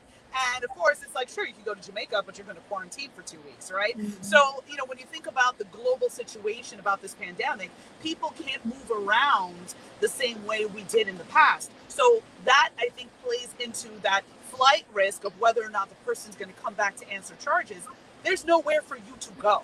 So you will be here. Law enforcement can easily find you and be able to bring you back to court to be able to face accountability. So again, that's why we have to focus on the risk factor and also protecting the corrections officers who work in these jails. We've had a second one pass away from COVID this past week. So you have to think about the broader consequences of how this virus can affect so many people and destroy so many lives. And we have to act responsibly to make sure that we're doing right by everyone. Thank you so very much, Melba Pearson. You're representing Jamaica and Trinidad very well. We are supporting you here. And is there any last thing you want to say to our Jamaicans.com audience? I do see Daniella Levine Cava getting herself ready to jump on in just a moment. So any last things you want to say to our audience? Last words, I would be honored and humbled to serve as your next state attorney in Miami-Dade County. Please vote number 24. Early voting is happening now. Election day is on the 18th.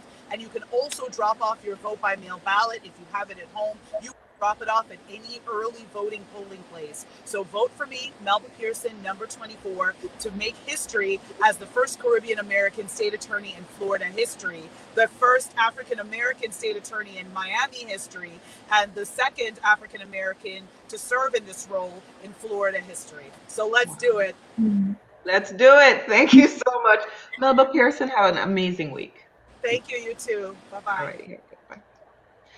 All right, so we are almost at the end of the road for today. We've had some amazing discussions and been learning some really good information about the candidates who are representing us, who are supporting our communities, and how they're going to help make our lives better. If you are still watching, which we have several people watching still, please go ahead and drop your questions in the comment boxes. We will bring it online here.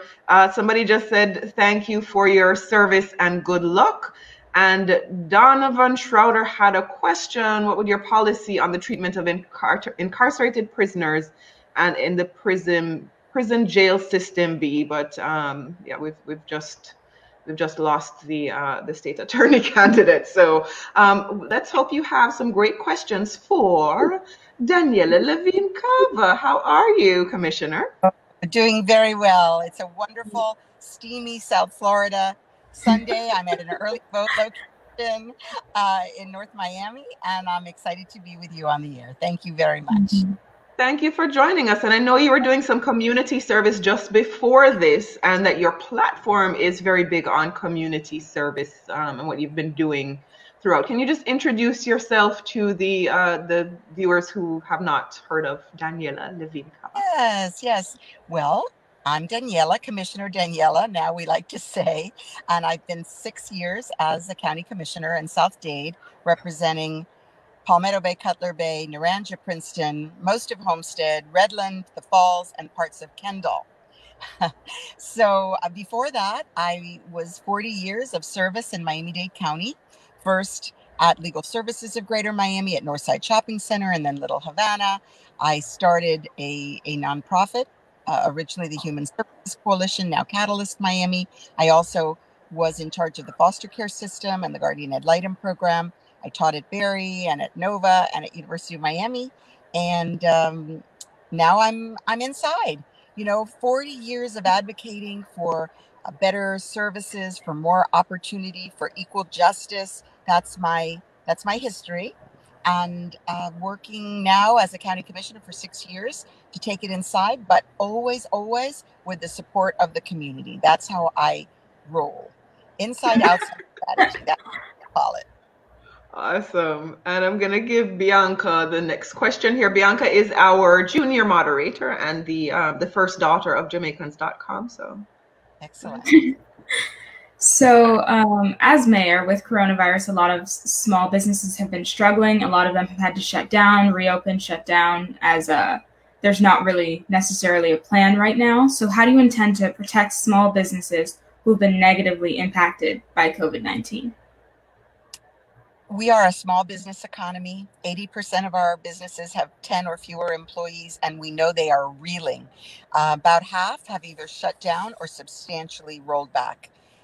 It's a hardship all around, and that's the backbone of our economy.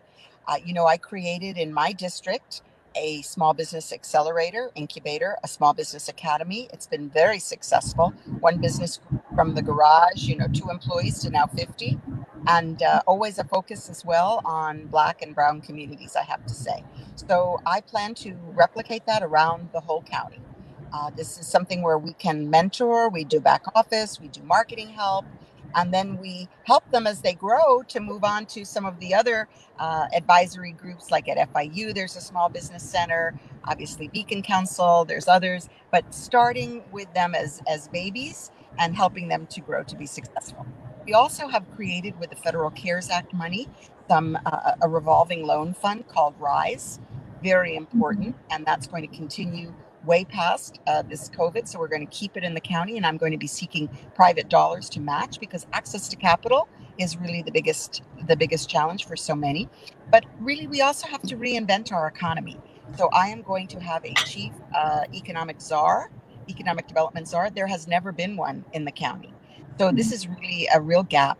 And I also will have an Office of Equity and Inclusion to focus on Black-owned businesses, particularly, who have gotten the raw end of the deal, if you will, the short end of the stick.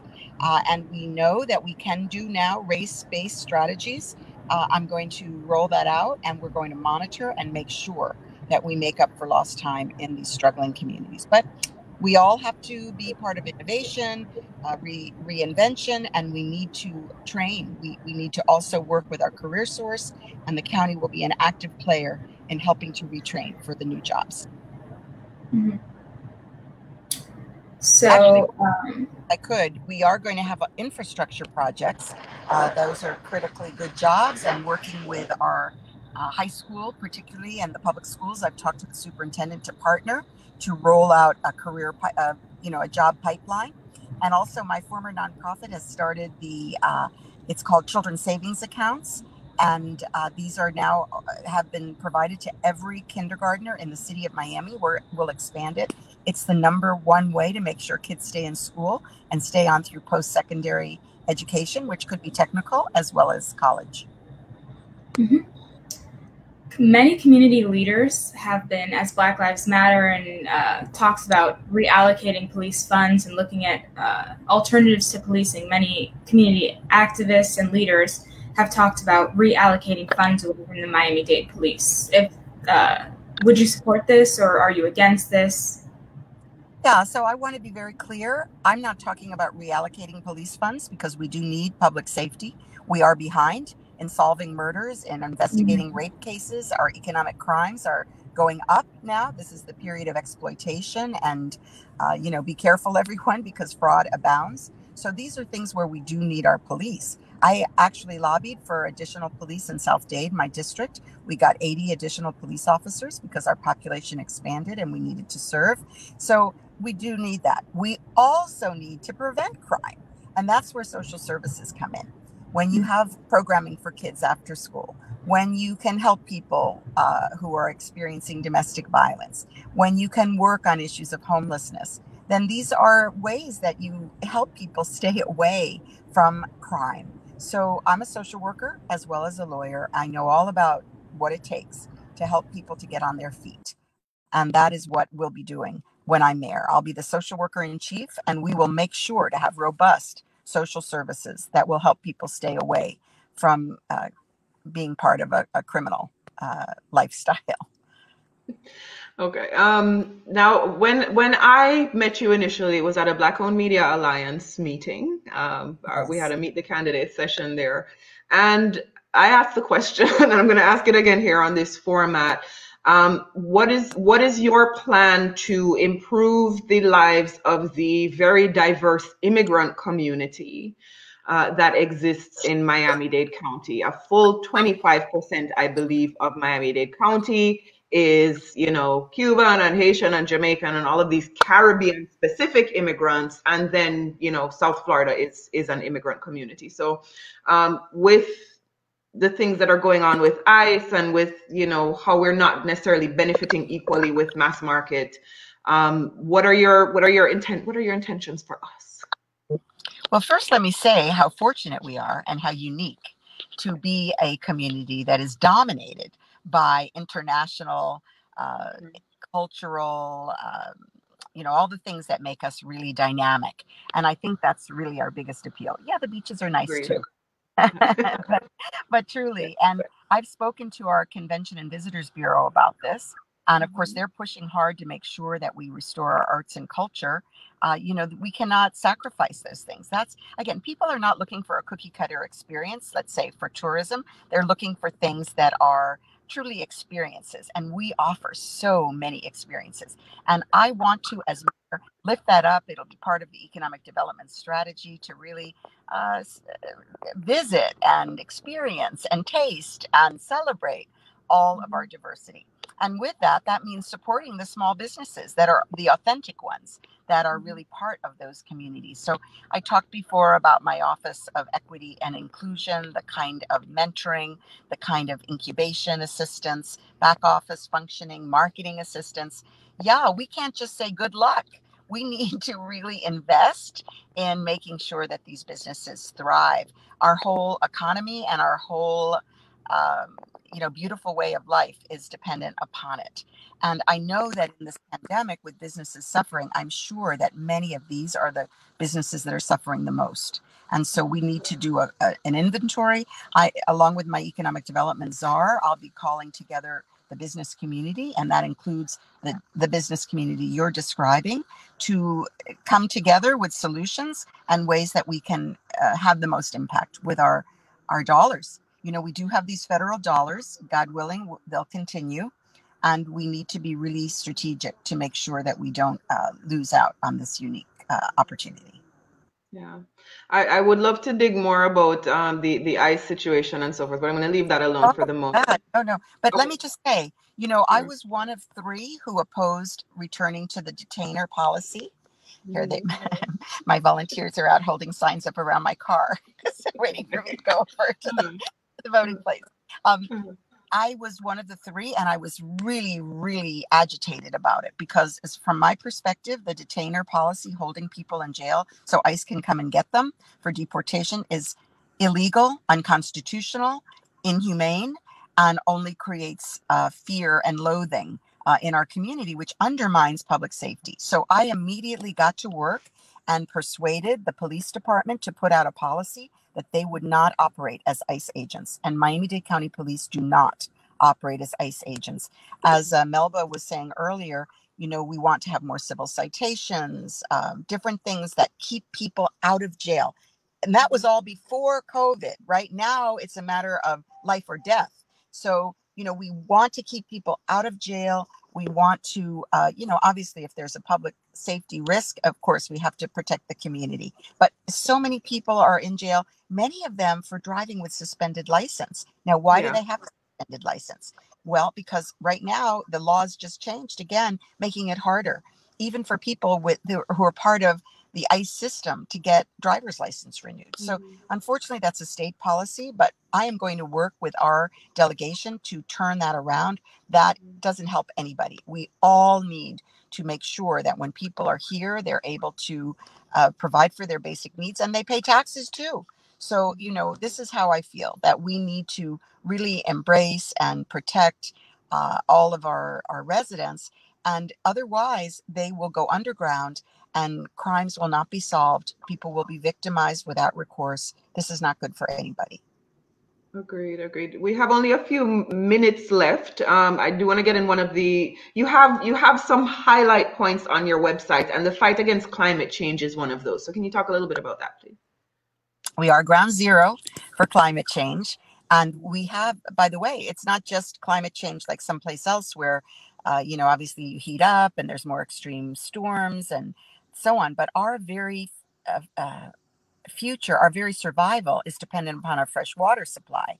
And because our water comes from groundwater flowing through the Everglades, the aquifer, and the wells, the sea level rise is already putting our wells in jeopardy, and some have had to shut down from saltwater intrusion. So we need to do more than our part to reduce our use of carbon. I am the water warrior, that's self-proclaimed, but I've been since awarded with 2 awards with that name.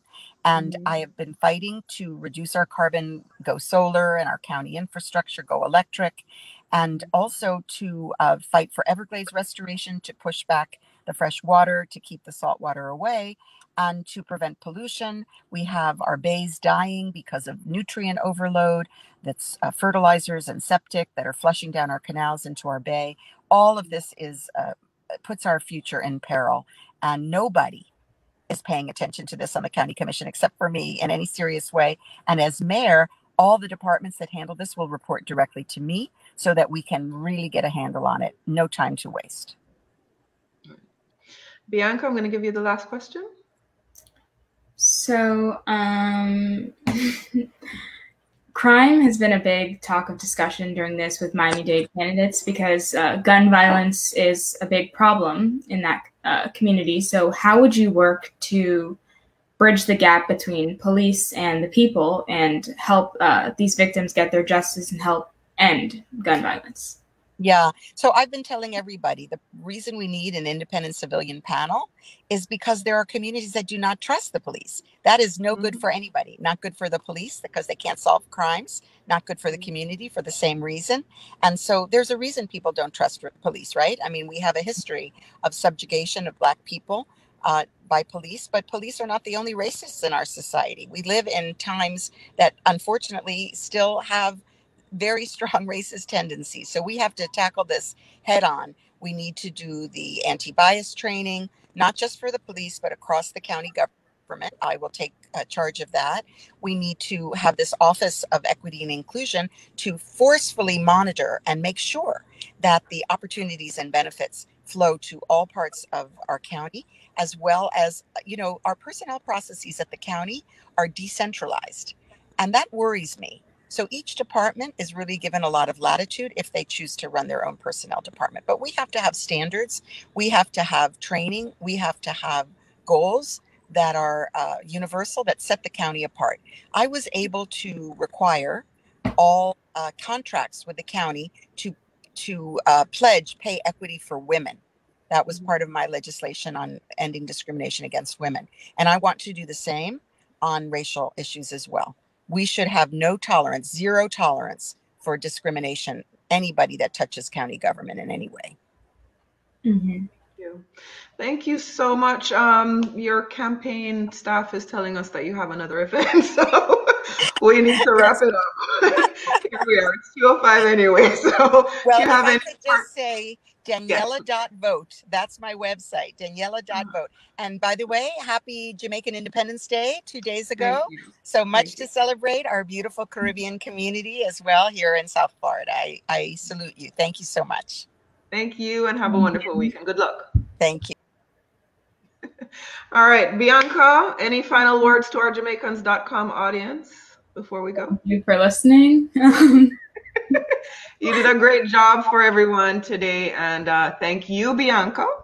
And to our Jamaicans.com audience, thank you for sticking around. Representative McLeod, I'm going to have a word with you when we sign off here, but I'm not sure if we're going to be on again next Sunday. This was the last, full week before we have our elections here in South Florida.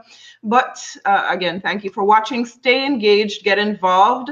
If you do need those ballots for the upcoming elections, remember it is votefromabroad.org if you are outside of the country, and turbovote.org if you are inside of the US. The elections are coming up. The general elections November 3rd, and we'll stay engaged until that time. Have a great week, everybody.